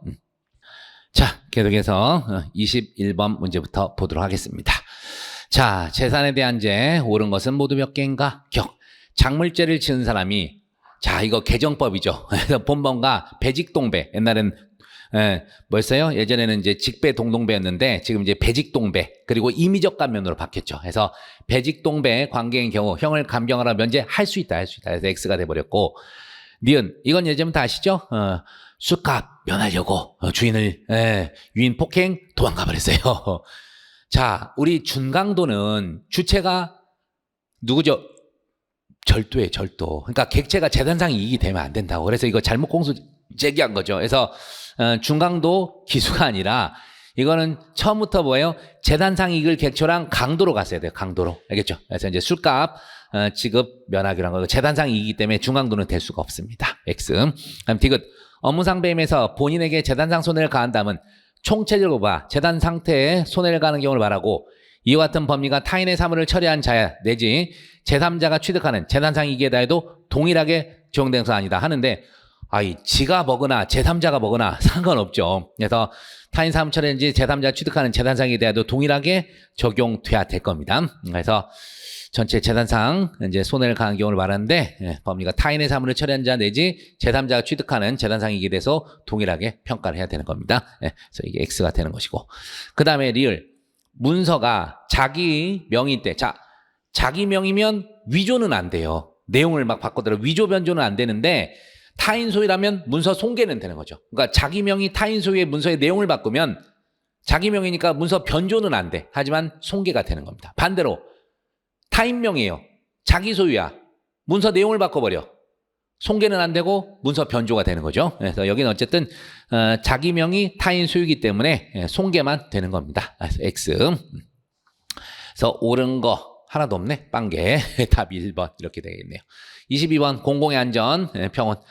1번 형법 114조 범죄를 목적으로 한 집단의 조직은 특정 다수인이 의사연락을 통해 계속적으로 결합된 집합체를 형성함을 의미하고 일정한 형식 필요 없습니다. 그 다음에 2번에서 이게 이제 우리 요런 걸 우리 116조에서 3인데 요 부분에 대해서 이게 명칭이 정확히 이제 공공장소 흉기 소지죄입니다. 공공장소 흉기 소지죄인데 정당이 없이 도로, 공원 등 불특정 다수 사람이 이용, 통행할 수 있는 공공장소에서 생명, 시체 위해 갈 수 있는 흉기를 소지하고 이를 드러내어 공중에게 불안감, 공포심을 일으키는 경우 기수원뿐 아니라 미수로 처벌한다 돼 있는데 우리 여기가 사회적 법이 관한 죄라서요. 그냥 공공장소 흉기, 소지죄 이렇게 되는데 미수 규정은 따로 없어요. 따로 없습니다. 이런 걸 내고 그래. 그래서 답을 세상에 이걸 2번을 만들었어. 우리 사실 이거 대비 잘 안 했는데. 자, 그 다음 3번. 116조의 이 불특정 다수의 사람의 생명체 위해를 갈 것을 내용으로 공공연히 공중협박하는 게 공중협박죄인데 상습을 하는 경우 상습범 있어요. 당연히 정한 형의 2분의 1까지 가져갑니다. 이게 116조의 이 1항이 일반 이게 얘기했던 것처럼 이제 저기 공중협박죄인데 1항이 그렇게 돼 있고 2항에서 상습범으로 하면 이제 2분의 1 가중처벌한다 그런 규정이 있습니다. 그 다음 4번 요건 알죠? 옛날부터 도로 관련해서 공중 통행에 제공된 공로에 대한 경우 부지 소유관계, 통행 거리관계, 통행의 많고 적은 묻지 않습니다. 그래서 어쨌든 보장된다 볼 수 있다 됐죠. 그래서 2번 저도 잘 몰랐어요 이거. 법 바뀌고 그냥 얘기만 해줬는데 미수까지 물어볼 줄은 사실 잘 몰랐습니다. 자 됐고 그다음 23번 문서에 관한 제 적절한 거 1번 갑이 통관 업무를 위하여 받아놓은 국제무역유한공사 명의의 인보이스 엑셀 파일을 화출한과 날짜를 각각 변경한 후 이를 출력하여 여러분 이것도 조심하셔야 돼. 엑셀 파일 자체 뭐 이거 변경해서 아직 문서 변조 이런 거 아니에요. 위조 변조 아닌데 이거를 출력하여 진정하게 성립한 문서인 것처럼 교부해서 행사했다고. 여기서부터가 되는 거예요. 그래서 여기까지는 아직 엑셀 파일에 변경한 거는 이거 사실 변조잖아, 변조. 근데 이걸 또 그걸 틀리긴 했지. 문서 변조가 안 되는데 이를 출력해서 진정한 문서에 성립한 것처럼 되면은 이때 이제 사문서 변조가 되고 동행사까지 되는 거예요. 이것도 이걸 어디서 찾아서 냈는지 요 부분은 23년 판인데 저도 따로 제 책에 이거를 넣어놓지는 않았었더라고. 근데 중요한 게 내용을 하주란가 날짜란 정도 변경한 것은 여기는 변조로 가야 돼, 변조로. 그래서 요거를 틀리긴 했더라고. 이제 모르는 거 일단 세모하고 넘어가야지. 이런 거는. 그 다음에 2번. 물론 여러분이요, 착각할 수도 있어. 파일 이거 바꾼 정도 갖고는 변조 안 돼, 위조 안 돼. 그렇게 해서 틀렸다고 한 사람도 있어. 우연히 운빨 된 사람이지. 근데 어째 정확하게 따지면 행위태양이 변조고 출력했었을 때가 위조가 되고 진정한 문서처럼 교부하면 행사가 되는 거야. 사문서 변조 및 동행사 문제였습니다. 2번. 문서 작성 권한을 위임받은 자가 권한 범위에서 남용. 자, 권한을 남용하에는 권한 있는 자요. 위조, 변조, 작용명 작성이 될 수가 없어요. 그래서 X가 되네. 남용 작성은 위조가 될 수가 없죠. 자, 그 다음 3번. 공무원 갑이 국회 국정조사 절차에서 증언한 후 국회의원부터 추가 서면 질의를 받고 실무 공무원의 일활금 비서실에서는 2, 30분 단위로 유선 보고하기 때문에 직접 대면 보고받는 것 이상으로 상황을 파악하고 있었다 생각합니다. 라는 내용의 서면 답변서를 자기가 작성해서 국회에 제출했어. 이게 공문서예요? 그럴 리가 없죠. 자기가 작성해서 사인으로서 제출했기 때문에 상대방이 공무소라 그래서 공문서가 될 수는 없어요. 공무원이 자신의 직무와 관련해서 이제 작성해야 되는데 여기서 공무원 갑이긴 했지만 직무 관련한 게 아니라 질문에 대한 답변 과정에서 한 거라서 자신의 직무와 관련 작성된 게 아니에요. 공문서가 아닙니다. 그래서 답은 3. 잠깐만. 공문서에 해당하지는 않는다 했는데 잠깐. 서면답 국회에 제출한다는 경우 답변서가 추가 국회의원도 지금 제가 틀렸네. 이게 공문서에 해당한다 그랬지. 제가 헷갈렸네. 다시 여러분, 공무원인데 자신의 직무 관련해서 한 건 아니라 하더라도 국회의원으로서 이제 추가 서면지를 받고 실무 공무원 A로 하여금 비서실에서는 2, 30 단위로 간단 없이 유무선으로 보고를 했기 때문에 공무원피는 직접 대면 보고받는 것 이상으로 상황을 파악하고 있었다 생각합니다. 라는 내용의 서면 답변서를 이제 공무원으로서 그 상황을 자기가 설명하기 위해서 한 겁니다. 그래서 이건 공문서가 맞습니다. 저도 지금 헷갈렸습니다. 순간. 공문서가 맞아요. 그래서 여기에서 그치. 이제 답변서가 공문서는 맞는데 요것도 제가 알고 있는 건 이게 사실은 허위 공문서 작성이 아니라 거기서 문제가 됐던 건데 그러니까 공문서는 맞네. 허위에 대한 인식이 없었다 그래서 허위 공문서 작성 동행사가 무죄가 됐던 사례인데 공문서는 맞아요. 저도 지금 헷갈렸습니다. 순간. 답을 했더니 갑자기 4번이 뜨잖아. 4번은 근데 너무나 확실하죠, 여러분. 식당의 주 부식 구입 업무를 담당하는 공무원 갑이 주 부식 구입 요구서에 과장 결제를 안 해. 권한 없이 자신의 서명을 합니다. 자기 과장 아니잖아. 근데 과장 결제를 썼으니까 자격 모용 공문서 작성입니다. 그리고 위조는 되는 건 아니죠. 위조가 되려면 명의까지 모용을 해야 돼. 예. 근데 이름은 자기 이름을 썼어요. 그렇기 때문에 자격만 모용한 겁니다. 당황했습니다. 어쨌든 4번이 확실하게 되겠고 3번도 좀 애매하긴 하겠네요. 좀 어려울만 했었습니다. 넘어가시고 24번 사회적 법익 적절하자는 거 1번. 위조문서 행사자와 위조주권 행사, 위조통 행사는 모두 위조물 알고인 자에게 교부하더라 성립한다 했는데 아니에요, 여러분.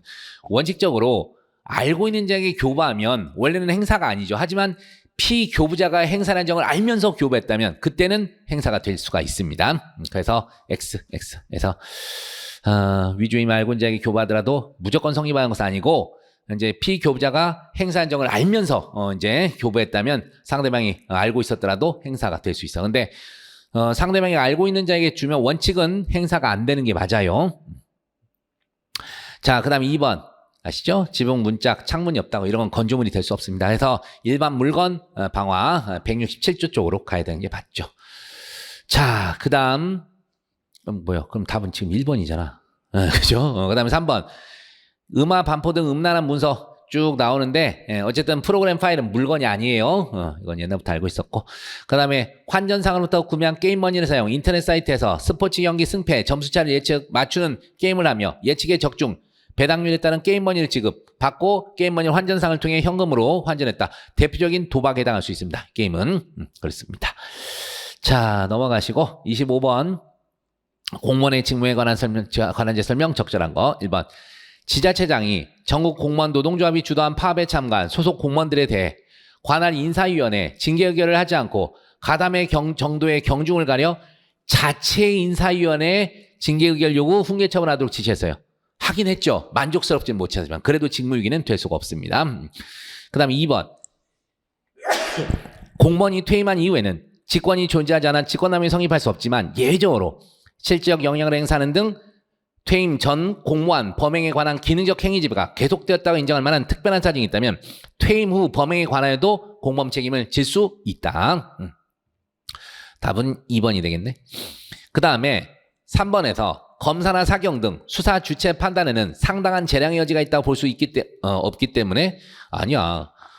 상당한 재량의 여지가 있어요. 그래서 긴급체포 당시 상황으로 봐. 요건의 충족 여부에 관해 경험 책임이 쳐 현재 합리성을 잃었어. 그러면 불법 체포에 해당합니다. 이걸 틀리게 해놨네. 재량의 여지가 있습니다. 자, 그 다음에 4번. 공무원으로부터 직무상 비밀을 누설받은 자에 대해서 공동정원도 안 되고 교사방조도 안 되죠. 이게 편면적 대항범이잖아. 편면적 대항범이기 때문에 내부 참가자 상관에는 형법 총칙상의 공범 규정 적용될 수 없어요. 네. 답은 됐고. 자, 26번 뇌물 적절한 거 1번. 공무원이 그 지위를 이용 자신의 직무가 아닌 다른 공무원의 직무에 속한 사항의 알선행위로서 금품을 수사한 경우에도 이 알선을 했는데 어떻게 뇌물수수야? 알선 수뢰가 되죠. X고. 그 다음에 2번. 지자체장이 직무에 관해 부정한 청탁을 받고 지자체에 금품을 제공하겠다. 이때도 제3자 뇌물수수가 될 수 있습니다. 그래서 공무원 개인이 금품을 취득한 경우와 동일시할 수는 없고 공무원이 단체를 대표한 지위 있는 경우에도 마찬가지여서 130조 제3자 뇌물 제공 성립할 수 있다. 그렇습니다. 그래서 이게 어디였었더라 예전에 요것도 어쨌든 지자체에다가 이제 내기했던 것도 포함된다고 했던 그런 사례가 있어요. 그래서 우리 이게 예전 11년 판례구나. 구청장 구에다가 기부 체납하게 했던 거예요. 경로당 누각을. 그래서 제3자 뇌물 제공 된다고 했었습니다. 그 다음에 3번. 뇌물을 수수한 자가 공동수자인 교사범 종범에게 뇌물 중 일부를 사례금 등의 명목으로 교부했어요.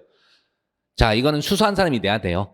이는 뇌물을 수수한 데 따르는 부적 비용의 지출, 뇌물의 소비행위로 볼 수 있기 때문에 교사범 종범에게 수익을 추지한 게 아니라 수수한 놈한테 뺏어옵니다. 틀렸고.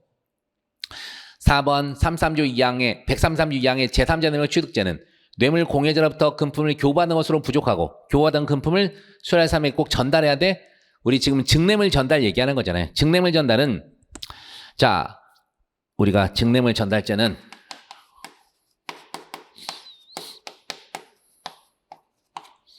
둘이죠. 제3자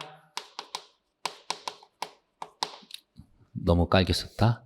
제3자 뇌물 교부죄와 제3자 뇌물 취득죄가 합쳐지는 거야. 제3자 뇌물 교부, 제3자 뇌물 취득이 이제 합쳐지게 되는 건데, 자, 예를 들어서 이제 을, 병, 갑 이렇게 갑시다. 갑이 공무원이고, 얘가 업자고, 얘가 제3자예요, 여러분. 을이 병한테 야, 너 갑이랑 친하다며? 응, 내가 1억 줄 테니까 전달 좀 해줘. 하고 을이 병한테 교부하면 바로 제3자 뇌물 교부죄가 되는 것이고 뇌물 취득죄가 되는 거예요. 실제 병이 공무원에게 금원을 전달했는지는 묻지 않습니다. 기억을 해주십시오. 그래서 써있는 것처럼 교부한 것으로 족해요. 족하고 교부받은 금품을 반드시 수리할 사람에게 전달해야만 성립하는 것은 아닙니다. 네, 틀렸습니다. 답은 아까 이제 앞에서 이미 찾았죠. 2번. 또 그렇게 잘 나온 판례 아닌데 답이 됐네. 27번 국가의 사법작용 적절하지 않은 거. 1번 이건 정말 잘 알아야죠. 도주가 기수에 이른 다음에는 범인 도피가 되는 것이지 도주 원조가 되는 거 아니에요. 그래서 제가 오토바이 빠라바라밤 하면서 막 그런 것도 많이 얘기했었던 겁니다. 그래서 도주죄 기수에 이르면 도주 원조가 될 수가 없어요. 범인 도피가 되는 거예요. 그 다음에 2번 공범 중 1인이 수사 절차에서 조사받으면서 자기 범행에 대해서 허위 진술을 허위 자료 제출합니다. 자, 자기 도피는 구성계 당성이 없죠. 그죠? 그게 구성계 당성 없는 행위야. 이런 행위가 다른 공무원을 도피케 하더라도 상관없어요. 범인 도피 안 되고 공범이 이런 행위를 교사했더라도 범죄로 안 되는 걸 교사했기 때문에 요 놈도 처벌 안 받는 거죠. 답이 그러면 적절하지 않은 거구나. 2번도 맞고 3번 위증죄 151조에 따른 친족간 특례 규정과 자수 어떻게 다 적용돼. 여러분 친족간 특례는 눈에 보이고 잡히는 범인인 도피, 증인인익 도피, 증거인멸 정지에서 적용되는 것이고 불처벌의 특례. 다음에 자수자백은 말로 하는 거 위증, 허위감정, 번역, 통역, 무고죄나 적용되는 것이죠. 너무 쉬웠어요. 이건 답이. 그 다음에 4번 증거 위조죄에서 증거람은 타인에게 유리한 것이건 불리한 것이건 상관없죠. 증거가치 유무 정도를 불문합니다. 맞는 지문입니다. 자, 28번 형소로 가서 피의자 적절하지 않은 거. 1번 피의자는 일체 진술하지 않거나 개개 질문에 진술하지 않을 수 있고 진술하지 않다도 불이익을 받지 않으며 피의자가 진술을 거부할 권리를 포기한 진술은 법정에서 유지증을 사용될 수 있다. 조문을 그대로 써놓은 거예요. 우리 진술거부권 고지 관련해서 형소법 244의 3 1항에 있는 내용을 쭉 쓴 겁니다. 자, 2번 변호인의 접견교통에 상대방인 신체 구속을 당한 피의자가 변호인을 공범 가담시키려고 했다. 이런 사정만으로 접견교통 제한하면 되는데 안 돼요. 우리 법에 그런 규정이 없어요. 제한할 수 있다고. 그래서 정당화 됐었고 이란 법리인 신체 구속을 당한 사람의 변호인이 한 명이 아니라 여러 명이라더라도 달라질 수 없습니다. 그런데 어느 변호인의 접견교통권 행사가 그 한계를 일탈한 것이 여부는 해당 변호인을 기준으로 개별적으로 판단해야 된다. 이게 좀 막 흔들리죠. 근데 개별적으로 그 변호인마다 따로따로 판단하는 게 맞아요. 전체적으로 판단하는 거 아니에요. 맞는 지문이에요. 잘 안 보던 지문일 것이고 저도 해설 찾으면서 이제 개별적으로 판단할 것이다. 보통은 앞에 것까지만 나오는데 뒤에 것까지가 됐어. 보통 정당화 됐었고 요거까지만 주로 시험에 나왔었는데 뒤에가 추가돼서 나왔더라고. 3번 긴급 체포된 피의자는 체포적부심사 청구를 할 수 있지만 우리 체포 적부심 구속 적부심 다 돼요. 근데 보증금 납입조금 피해 석방은 구속된 피의자만 되는 거예요. 그래서 안 되는 거죠. 맞아요. 그 다음 4번 피의자는 미리 증거를 보전하자면 증거를 사용하기 곤란한 사정이 있을 때 이게 184조고 221조 증인신문 청구는 어느 경우에 하는 거예요 여러분? 증거를 사용하기 곤란한 사정이 이때가 아니라 범죄 수사에 없어서는 아니라는 사실을 안다고 명백히 인정된 자가 출석 또는 진술을 거부했을 때 그때 이제 하는 거예요. 해서 알아두시면 되겠습니다. 출석이나 진술을 거부할 때지.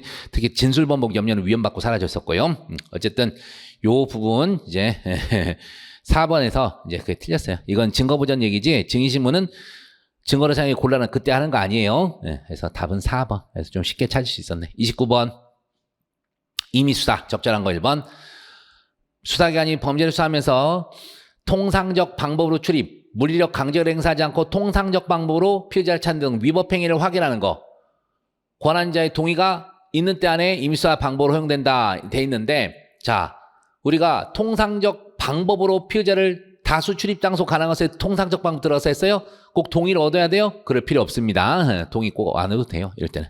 그 다음에 2번 사경은 피의자 신문에 참여한 변호인이 피의자의 옆자리 등 실질적 조력할 수 있는 위치 않도록 해야 되고 정당한 사유가 없으면 피의자에 대한 법적 조언, 상담을 보장하되 피의자 신문이 아닌 단순 면담의 경우 변호인의 참여 조력을 제한할 수 있다? 아니요. 피의자 신문이 아닌 단순 면담 때도 함부로 제한하면 안 돼요. 이게 우리 수사 준칙에 있는 그런 내용이 일단 되긴 되는데 조력을 잠깐 단순 면담의 경우에는 변호인 참여를 제한할 수 있다 되는데 제한 안 되는 게 맞죠? 그러니까 X죠. X가 되는 것이고 깜짝 놀랐어. 갑자기 제가 눌렀는데 3번이 답으로 나와서 제한할 수 있다가 지금 X죠. X 지금 적절한 것 찾기지. 3번 피의자 신문에 참여한 변호인이 의견을 진술한 경우 사경은 변호인의 의견이 기재된 피의자 신문 조서를 변호인에게 열람하게 한 후 변호인에게 조서에 김영란이 서명을 하게 해야 되고 변호인의 신문 참여 제한에 관한 사항을 피의자 신문 조서에 다 기록하게 하죠. 기재해야 된다. 맞는 지문이고요. 그 다음에 4번 사경은 참고인의 진술을 들을 때 영상 녹화해야 돼요? 아니요. 영상 녹화할 수 있죠. 그리고 미리 고지는 해줘야 됩니다. 조사 개시부터 종료 전까지 전 과정을 객관적 정황을 영상 녹화해야 된다. 어쨌든 하야 여기서 틀려버렸네. 자 됐고 이런 것도 우리 많이 안 다루는 건데 예전에 근데 얘는 기출하면 됐었을 거예요. 얘는 보통 이제 일반적으로 아는 지문이고 30번 체포소속 절차 적절하지 않은 거 1번 체포영장을 청구하면서 동일한 범죄 사실에 관해 전에 체포영장을 청구했다 발부된 사실이 있는 때는 다시 취지 및 이유를 기재하지. 재청구할 때 취지 및 이유 기재라. 이건 너무나 유명한 거고 2번 사경이 피의자를 긴급 체포하는 경우 피의자를 구속하고자 할 때 검사에게 신청 검사 청구로 관할지법 판사에게 구속영장을 청구해야 되고 발받지 못하면 피의자를 즉시 석방해야 되고 이 경우 석방된 자는 그쵸 구속되었다 긴급 체포에 석방된 자라도 영장 없이 재체포는 못하지만 구속은 당연히 할 수 있습니다. 그래서 영장 없이는 동일한 범죄 사실에서 재체포는 못하더라도 일단 우리가 어쨌든 석방해야 되고 이 경우 석방된 자는 그쵸 영장 없이는 동일한 범죄 사실에 관해 체포하지 못하죠. 지금 다른 거랑 같이 해서 우리가 옛날 맨날 긴급 체포에 석방된 자 재체포 되냐 안 되냐 다시 긴급 체포는 안 되고 영장으로는 체포가 가능하죠. 영장의 체포.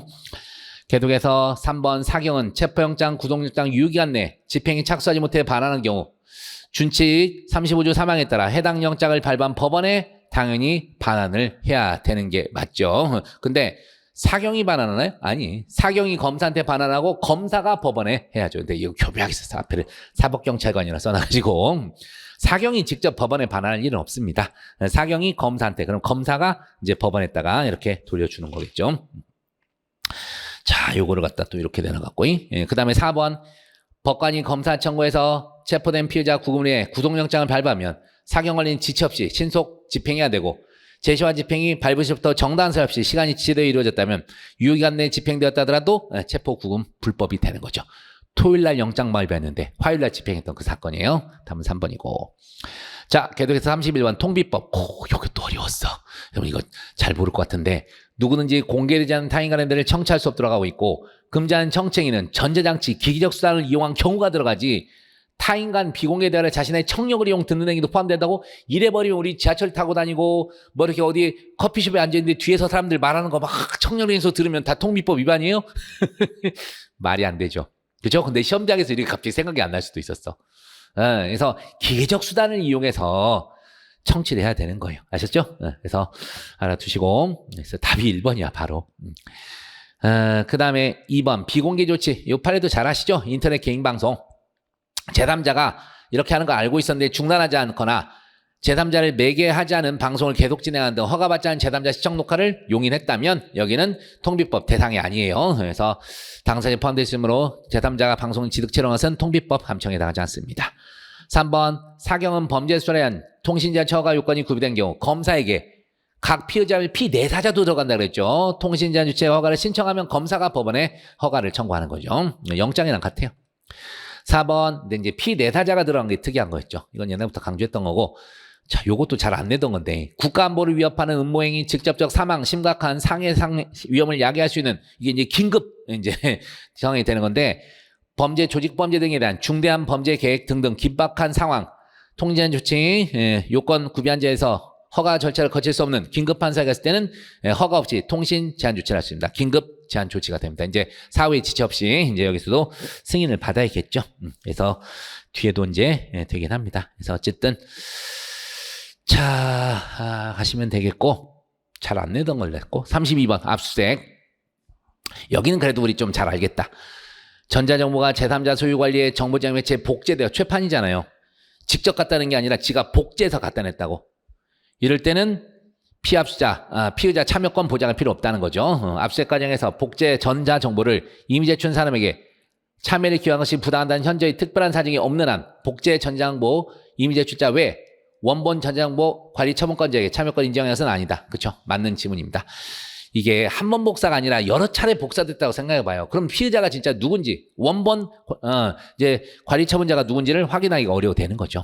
그런 것 때문이고. 니은 수사기관은 전자정보 복호하나 중량압수물의 운반과 같이 단순한 기술적 사실적 보조가 필요한 경우, 압수수색 후 환부 대상이 될 도품의 특정을 위해 필요한 경우 등 제한적 범위 내에서만 압수영장 집행기관인 사경관리 엄격한 감독 심사에 감시 감독하에 제3자 집행조력이 정당할 수 있는 예외적인 경우가 아니라 압수수색 현장에 형소법상 참여권자나 참여할 수도 규정된 사람 이외의 사람을 참여시킬 수는 없고, 참여가 허용된 사람 이외에 제3자를 임의로 참여케 할 수도 없습니다. 네, 그렇습니다. 다음에 디귿. 사경이 피의자를 타인의 주거지에서 긴급 체포한 후 급속을 요하여 해당 장소에서 압수수색 검증을 하는 경우 주거주, 간수자, 이에 준하는 사람을 반드시 참여해야 된다. 여러분 이게 바로 뭐죠? 주거지에서 긴급 체포, 급속을 위하여 해당 장소에서. 이거 여러분 211조 1항이요. 체포 현장에서의 압수입니다. 211조 1항이 긴급 체포된 자 24시간 내 압수가 아니라 그건 현장을 벗어나야 되잖아. 체포 현장에서 압수수색 검증. 211조 1항 이후에는 뭐가 적용 안 되죠? 123조 2항. 참여권자 규정 적용 안 해도 돼. 그 다음에 125조 야간 집행 적용 안 해요. 그래서 야간 집행 제한 적용이 안 된다. 그래서 참여하게 해야 된다? 아니에요. 참여 안 시켜도 돼요. 123조 2항 예외가 적용됩니다. 요급 처분이 적용돼요. 요급 처분이. 그 다음 리얼. 정보 제작 매체에 소지하였던 사람이 분실한 경우와 같이, 야, 이걸 또 유류물을 원래 우리가 알고 온 거랑 반대 걸 냈어요. 권리를 포기했다가 단정하기 어려운 경우, 이건 권리를 포기한 우리가 알고 있는 그 판례 반대 얘기하는 거예요. 수사기관이 그런 사정을 알거나 충분히 알 수 있었음에도 유류물로 영장 없이 압수했다는 특별한 사정이 있으면 이때는 우리 참여권 행사 주체가 되는 피합수자 존재한다고 평가해서 그 사람 참여시켜야 돼. 이거 반대를 낸 거예요. 원래는 우리가 아시다시피 이제 포기했다고 단정할 수 있는 충분히 수사기관도 그런 걸 알 수 있었어. 그런데도 이제 이런 유류물사 영장합사에 특별한 사정이 없는 때죠. 없는 때. 그때 이제 이 참여권 규정 이런 거 적용 안 해도 되는 거죠. 절차적 권리 보장 안 해도 되는 거예요. 그러니까 우리가 그 영장 객관적 제한범위 있잖아요. 영장에 이제 압수수색에서 제한범위, 참여권 범위 이런 거 적용 안 해도 된다 그랬는데 반대를 낸 거야. 교묘하게 됐어요. 너무 찍히는 거라서 바꿔서 된 겁니다. X입니다. X. 참 잘 내놨어. 그래서 자, 그래서 어쨌든 32번에는 답이 2번이 되겠습니다. 2번. 자, 그리고 33번 가볼게요. 역시 수사준칙. 뭐 그렇게 수사준칙을 이번에 좋아했는지 곧 사라질 걸 이렇게 내도 되나 몰라. 적절하자는 거 1번. 사경은 범죄를 수사하여 범죄 혐의가 있다 인정하는 경우 지체 없이 검사에게 사건 송치하고 관계 서류와 증거물을 검사에게 송부해야 되며 그 밖의 경우에는 이유를 명시한 서명과 함께 관계 서류와 증거물을 지체 없이 검사에게 송부해야 돼. 이건 이제 법 얘기예요, 법. 그리고 이제 90일 이내 검사가 반환하는 거죠. 불송치 때. 자, 그 다음에 2번. 이게 이제 우리 수사 준칙 얘기인데, 그쵸? 혐의 없음, 죄가 안 되면 공소가 없음 각하로 구분할 수 있고, 하나 사건 중 피해자가 여러 사람이거나 피의 사실이 여러 개인 경우 분리해서 결정해야 돼요? 꼭 해야 되는 건 아니에요. 피해자가 여러 사람이거나 피해자 여러 개인 경우 분리해서 결정할 수도 있는 거죠. 꼭 해야 되는 건 아닙니다. 꼭 해야 되는 건 아니고 재량으로 할 수가 있게 되는 겁니다.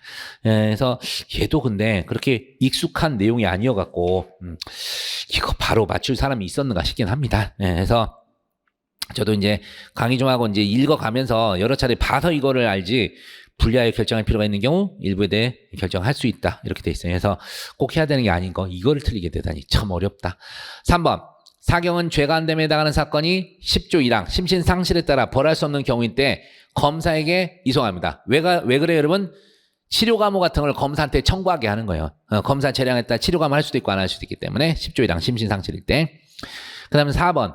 사경으로부터 이사오주의 유기에 따라 송부 기록을 통지받은 사람, 이제 해서 통지받은 사람 중에 고발인 제외죠. 이의신청은 해당 사경 소속 관서장에게 이의신청할 수 있고 항상 제외. 신청이 있으면 지체 없이 검사에 사건 송치하고 또 알려야 되겠죠. 자, 이건 맞는 질문입니다. 그래서 어쨌든 좀 어려웠어요. 이것도 답 찾기가 만만치 않았을 겁니다. 물론 이제 다 맞는 것 같잖아. 자, 34번 양벌 규정 적절하자는 거. 제가 아까 앞에서 얘기했던 거 여기 다시 나와요. 형소용역. 사실은 그게 공소시효액인데 볼게요. 조세범처벌법에서는 조세에 관한 범칙행위에 대해 원칙적으로 국세청장 고발을 기다려 논의를 하고 있는 바 전속고발 사건이죠. 고소고발 불가원칙이 적용되지 않죠. 그래서 고발의 구비 여부는 양벌이 처벌되는 자연인 행위자와 법인 개별적으로 논의한다. 이건 원래 형법에서부터 있는 내용이고 2번 법인의 직원 사용인이 법규 위반에 의하여 양벌 규정에서 법인 처벌하는 경우 이것도 아시죠? 법인에게 자수감경 되려면 법인의 이사기타 대표자가 가야지 일반 직원 갖고는 안 돼요. 그 다음 3번 양벌 규정에 제도적 취지 등등등 자 이제 아까 공범 또 나오잖아. 형법 등 실체법과 체계적 조화 관점 등에 비춰보면 형소법 253조 2항 이게 이제 공범 중 1인에게 공소를 제기하면 다른 공범자도 공소시효가 정지된다는데 우리 법령이 아니잖아요. 근데 이걸 냈다니까. 공범에는 양벌중에서 사업주와 행위자와 관계 있는 사람도 포함된다. 아니야. 이거를 대항범처럼 봐서 아까 저 앞에서 문제에서 풀었잖아요. 대항범처럼 봐가지고 요거를 포함을 안 시켰어요. 근데 이거를 우리 시험 영역도 아닌데 답을 만들면 솔직히 반칙이지. 2번 반칙했어요. 우리 시험에서. 출제자가 우리 시험 영역에 공소시효 안 들어가는 걸 몰랐나? 왜 이렇게 했나? 좀 답답합니다. 4번 행위자가 아닌 법인이 양벌중에 따라 기소된 경우 사경관이 행위자에 대해 자 여기서는 공범처럼 보잖아요. 그래서 제가 비교해드린 거예요. 작성한 피신조서는 행위자가 그 내용을 인정한 경우라도 당해 피고인 법인이 내용을 부인하면 증언이 없다. 그래요. 여기서는 공범으로 보잖아요. 양벌중에 따라 행위자하고 양벌중에 따라 처벌되는 법인이나 사업주를. 근데 이거는 안 봤다고. 뇌물공여 뇌물수수도 마찬가지라니까요. 공범으로 보잖아. 그래서 312조 3항 1항 적용하잖아. 그래놓고 공소시효에서는 공범이 안 나요. 딱 2개가 예인데 원래 공소시효에서 엄청 강조하는 건데 이걸 여기다 대서 반칙. 자 계속해서 35번 보도록 하겠습니다. 자 간접적인 관한 설명으로 가장 적절한 겁니다. 적절한 거. 자 1번 범죄 사실에 대한 뚜렷한 확증도 없이 단지 정황 증거 내지 간접 증거들만으로 공소 사실을 유죄로 인정하더라도 체증 법칙 위반이라 할 수 없다 이렇게 돼 있는데 생각해 보니까 제가 평상시에 말했던 거 약간 이제 그 예외가 하나 생겼는데 원래 제가 수업할 때 간접 증거만으로 뭔말 수 없다면 그거 틀린 질문을 하세요 이런 얘기를 했었거든요. 근데 그거에 대한 예외가 지금 하나 나와버렸네. 네, 여기는 핵심이 이거예요. 이 범죄 사실에 뚜렷한 확증도 없다. 자, 우리가 판사가 유죄 판결을 내리려면 유죄 확신이 있어야죠. 합리적 의심을 불일치할 정도의 확신을 가진 다음에 되는 거죠. 근데 그런 확증도 없이 간접 증거, 정황 증거만으로 유죄 인정. 이건 잘못이죠. 요건 잘못입니다. 그래서 이거 X가 되는 거죠. X가 되는 것이고 유일하게 간접 증거만으로 뭔말 수 없다가 틀린 질문이 되는 그런 사례인데 이거는 이제 그래도 찾을 수 있었을까요? 범죄 사실의 확증 없이, 뚜렷한 확증 없이. 자, 2번. 피고인이 공모와 함께 범위를 부인. 자, 그러면 주관적 요건은 얘가 부인을 해버리면 얘 머릿속을 열어서 확인할 방법이 없어요. 직접 증거 등은 없기 때문에 간접 정황 등으로 추단할 수밖에 없죠. 그래서 사물의 성질상 범위와 관련성 있는 간접 사실, 정황 사실 증명 방법으로 입증할 수밖에 없다. 증명할 수밖에 없다. 맞는 질문이네요. 2번이네 답이. 그다음에 3번. 범행에 관한 간접 증거만이 존재하고 이거 칠곡 사건 DNA 그 사건이잖아요.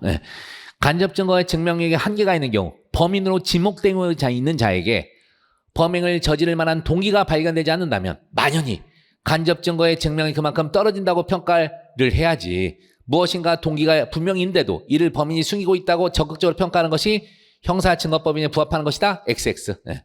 그만큼 간접 증거의 증명이 떨어진다고 할 것이지 만연히 뭔가 범인을 숨기고 있다고 적극적으로 평가하는 것은 안 맞아요. X고. 그다음 4번. 자백에 대한 보강 증거에 있어서 피고인의 자백은 진실성만 담보하면 되죠. 가공적인 것이 아닌 진실한 것이 인정할 정도만 되면 족하고 간접 증거나 정황 증거가 아닌 직접 증거만이 보강 증거가 될 수는 없습니다. 근데 뒤에서 어디서 틀렸어요, 여러분? 뒤에가 틀렸죠.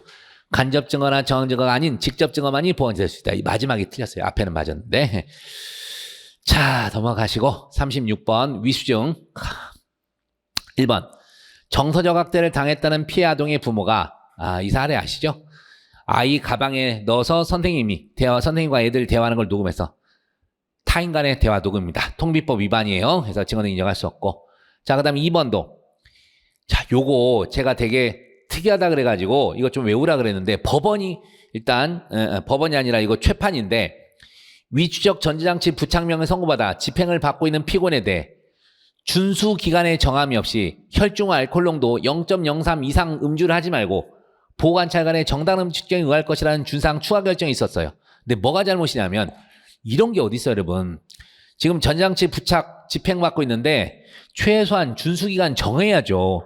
몇 개월 동안은 하지 마라 이런 게 있어야 돼요. 그래서 그런 정함이 없이 무조건 그냥 음주하지 말고 정당 음주 측정에 응해라. 이 준수사항은요 미흡한 걸로 봤어요. 그래서 피고인에 대한 직원들의 추가 준수사항을 근거로 한 음주적 요구에 따른 음주적 결과는 증거들고 인정할 수 이제 없다 이렇게 이제 돼 있죠. 제 생각에 잠깐만 이게 우리 이번에 올해 경찰 승진에 나왔던 지문 아닌가요? 제 기억에 그런 것 같기도 하는데 어쨌든 인정할 수 없다. 자, 그 다음 3번. 경찰이 집에서 이건 예전부터 있던 거잖아요. 20m 떨어진 곳에서 피해자를 체포해서. 자, 체포 현장에서 압수인데 벗어나면 안 되잖아요. 그래서 칼갑에서 압수하고 적법 시간 내에 압수행령 청구해서 발받지 않았어. 두 개나 위법이에요. 현장을 벗어나서 체포 외 현장 벗어나서 압수색을 했기 때문에 이것도 위법이고 그 다음에 사후에 영장도 안 받았어. 이게 영장주 위반이기도 합니다. 당연히 위수용이고 이를 기초로 한 이미지 주동이 있어 독수 독가로 증거 능력이 없습니다. 4번 설마 이건 안 틀렸겠지. 영장 전담 판사 서명 맺고 날인이 없어. 원칙적으로 적법에 발부된 영장은 아니지만 판사의 의사에 기초해서 진정한 영장이 발부되었고 의도적으로 적법적 실정 내용 침해 영장주 회피할 의도한 거 가진 것도 아니잖아요. 그래서 영장에 따른 압수 파일의 증언문을 증언력 부정할 정도의 위법은 아니라 그랬었죠. 답은 4번이 되겠네. 나 지문 길다. 자, 37번 증명. 옳은 것은 몇 개인가?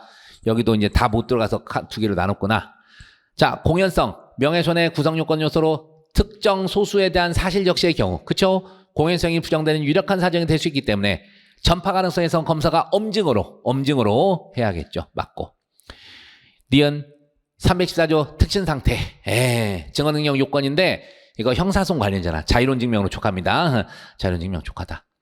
그 다음 디귿 반의사불벌에서 처벌 희망하지 않은 의사표시, 처벌 희망 의사표시, 철회 유무나 효력용 자유로운 증명으로 촉합니다. 엄정 대상이다. XX 이런. 예. 그 다음에 리을 뇌물죄에서 수뢰액은 그쵸? 3천 이상이면 특가법 아니면 일반 형법 그리고 몰수 추진과도 직접 관계돼. 그래서 엄정 대상이 되고 특가법 적용되지 않는 단순 뇌물에서도 몰수 추진이 되는 까닭에 저 수뢰액을 특정할 수 없으면 가액을 추정할 수 없다. 그건 맞네요. 그래서 어쨌든 수뢰액을 특정할 수 없는 경우 가액을 추정할 수 없다. 우리가 애초부터 몰수는 특정된 거고 몰수 자체를 애초부터 못했으면 추징도 안 되게 되는 거죠. 그 다음에 디귿 미음 목적과 용도를 정해 위탁한 금전은 정해진 용도 사용될 때까지 위탁적이 유보되어 있는 것으로 이미 소비하면 횡령이 되죠. 당연히 이거 형법 관련된 거잖아요. 범죄성이. 그래서 엄증 대상이 되는 게 맞습니다. 맞네요. 그래서 37번은 결론적으로 지금 하나 빼고 다 맞는 건가? 답이 4개. 4개죠. 4개. 답 3번. 자, 38번 전문 법칙 적절하지 않은 겁니다. 1번 수사기관이 상당한 이유가 있는 경우 진술자의 성명을 가명을 기재 조서를 작성했더라도 괜찮아요. 우리 법 어디에도 참고인에 대해서 진술자에 대해서 본명을 쓰라는 말은 없어요. 이제 그 증인 보호 이런 차원에서 될 수 있다고 했던 예전 판례가 있었죠. 그런 내용입니다. 자, 그 다음에 2번 피고인이 피의자였을 때 수사기관에 한 진술이 기재된 조서나 수사 과정에서 작성된 진술서 등의 증언을 인정할 수 없다면 당연히 수사기관에 제출된 변호의견서에 기재된 같은 취지의 피의자 진술 당연히 여기도 증거로 사용할 수 없는 게 당연한 거죠. 똑같은 내용이 들어있는데 저기 건 안 쓰고 여기 들어있는 걸 쓴다? 말이 안 되는 거예요. 그 다음 3번 피고인 아닌 자가 작성한 진술서는 작성자가 공판준비기일에서 성립인정을 부인하는 경우 피고인, 변호인이 공판준비기일의 기재 내용에 관해 작성자를 신문할 수 없는 경우라도 과학적 분석 결과에 기초한 디지털 포렌식 자료, 감정 등 객관적 방법으로 성립의 진정이 증명돼 증거를 할 수 있다. 쉽게 해서 우리 피고난 자 작성, 피고난 자 진술서라도 성립인정 부인하면 313조 2항에 따라 디지털 포렌식 감정 등 객관적 방법으로 대체 증명 가능한데 뭐가 추가돼야죠? 피고인 측에 반대 신문이 이루어질 수 있어야죠. 근데 여기서는 뭐라고 돼 있어요? 피고인 변호인이 작성에 신문할 수 없는 경우라도 XX 틀렸어요. 반대 신문 행사할 수 있어야 됩니다.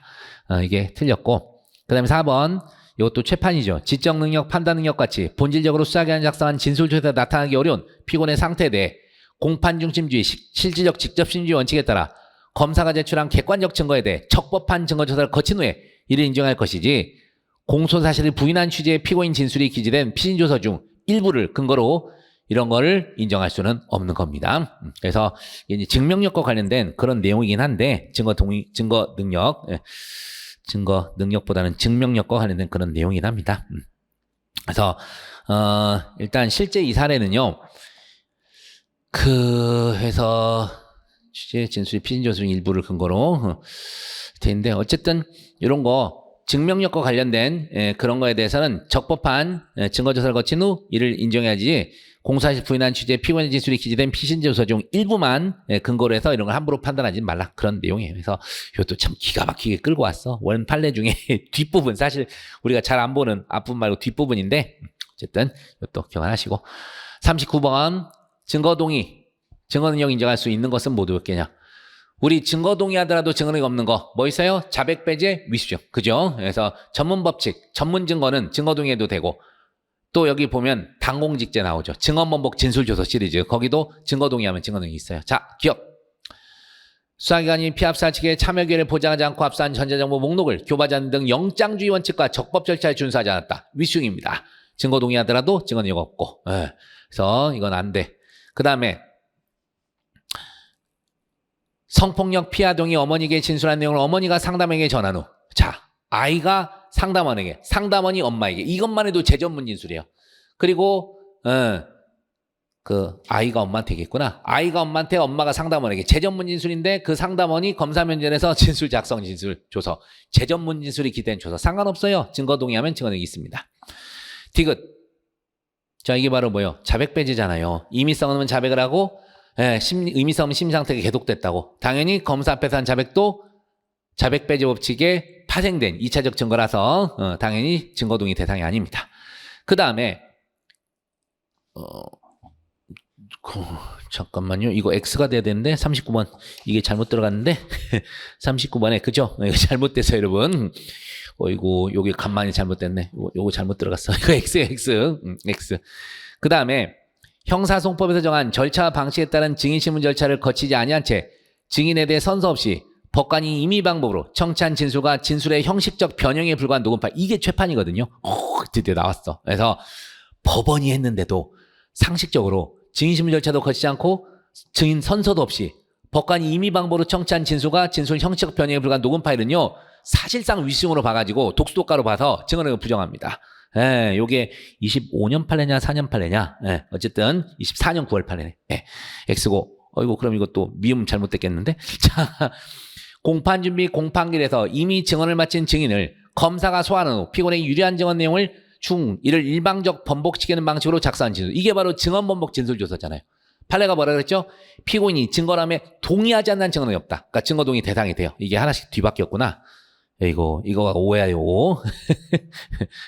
그래서 이제 PPT 만들다가 잘못 내버렸네. 자, 그래서 어쨌든 개수형이었죠. 개수 결론을 맞췄어. 이거 하다가 이게 OX를 좀 잘못 넣어놨었네. 어쨌든 답은 1번이 되겠습니다. 두 개고. 자, 어쨌든 넘어가시고 40번 마지막 문제. 다음 사례 설명 옳은 거 모두 몇 개냐? 우리 이제 통합 문제죠. 갑은 가족과 함께 거주하는 집이 이미 화재보험에 가입됐다는 것을 이용하여. 자, 이거를 좀 우리 최판처럼 아주 최판 아니면 최근에 있는 판례처럼 이미 화재보험에 가입되어 있지 말고 보험사고를 임의로 조작하는 의도로 보험에 가입하고 했으면 얼마나 좋았을까. 어쨌든 이미 화재보험에 가입되어 있는 것을 이용. 실화로 전수된 것처럼 꾸며 화재보험을 수령하기로 마음먹습니다. 자, 이런 경우는 언제 보험사기가 실행에 착수가 되죠? 보험금 청구 시. 그렇죠? 갑은 화재보험회사 직원인 을에게 화재보험금 일부 제공을 제시하면서 같이 할 것을 제안합니다. 이를 승낙했다가 갑이 불을 놔 천정에까지 불이 옮겨 붙은 것을 보자 양심의 가책을 느껴 그만두겠다고 하고 현장을 빠져나가 버립니다. 아직 실행에 착수 안 했어요. 근데 승낙했다가 빠져나간 거야. 얘는 여러분 단순가담자라서 공무관 이탈이 인정됩니다. 그러니까 이 뒤에 행위에 대해서는 책임이 없어. 사경피는 화재 직후 영장 없이 검증을 했고 사건 수사를 계속해서 간만이 기소됐어요. 근데 여기는 아무리 봐도 보험금 청구도 안 했네. 방화만 했네요. 근데 여기서 가족과 함께 거주한 집이니까 현주건조물입니다. 가족과 함께 거주한 집이니까 현주건조물. 자, 기억. 을은 갑의 보험사기 실행이 착수 이후에 공무원 이탈 아니요. 착수 안 했어요. 보험사기 착수는 보험금 청구해야 되는데 아직 청구했단 말이 없잖아요. 그래서 천재 불만 냈고 아직 청구를 안 했기 때문에 착수 이유 아닙니다. 틀렸고 을에게도 사기 실행 착수인지 아닙니다. 둘 다 인정한대요. 그 다음에 니은 갑은 위 사례의 집에 불을 놨으므로 160조 1항 타인수 일반 건조물 아니고 현주건조물이에요. 다른 가족과 함께 있었기 때문에 X. 디귿 을은 행위를 스스로 그만두었으므로 중지미수에 해당한다. 자, 여기 보면 여기서 을 행위를 스스로 중지미수? 갑이 불을 넣어 천장에까지 옮겨 붙은 것을 보자. 양심의 가책을 느끼게 가고 빠져나갔는데 알다시피 여러분 천장에 불이 붙으면 이미 기수입니다. 기수. 그래서 현주건조물 기수예요. 기수. 그래서 미수가 나올 수가 없어요. 이미 방안은 기수에 이르렀기 때문에 중지미수가 될 수가 없습니다. X. 그 다음에 리을 화재 직후 사경관 P가 영장 없이 행한 검증. 실황조사죠. 실황조사서. 우리 판례 216조 사망으로 가서 범죄 장소에 영장 없는 압수검수대 검증인데 영장 없는 검증인데 사후에 지체 없이 영장을 받았어야죠. 근데 사후 영장이 발부되지 않은 경우라도 작성자 진술의 성립 인정이 증명된 때 조서를 유죄 증언할 수 있다. 아니야. 이건 316조 312조 6항 얘기란 건데 우리 실황조사는 수사당 검증조사와는 달라요. 사후 영장이 꼭 필요하다 그랬습니다. X. 오랜만에 실황조사서 나왔어요. 그 다음에 미음 수사기관에서 을이 참고인으로 진술한 후에 증인으로 증언하고자 했으나 피고인 갑이 을의 증언거부상을 초래했네요. 자, 그러면 얘는 증언거건이 없더라도 314조 그 밖에 이해 준한 사유로 인해 진술할 수 없다 해당하게 되는 거죠. 증언거부상을 초래했다면 그렇습니다. 자, 그래서 일단 진술할 때 해당한다. 맞는 질문이 되겠습니다. 그래서 마지막 거도요. 뭐 그렇게 어려웠던 건 아니야. 이제 실행이 착수를 했냐 안 했냐 이제 그거를 찾는 거였었죠. 그래서 어쨌든 옳은 거 결론적으로 뭐 하나요? 저기 미음 하나네. 미음 하나 지워졌지만 답은 1번이 되겠네요. 자, 이렇게 해서 어려웠던 문제 해설 강의도 좀 길게 했네. 어쨌든 수고 많으셨고요. 이제 여러분 보셨지만 판례를 그냥 대충 봐서는 안 돼.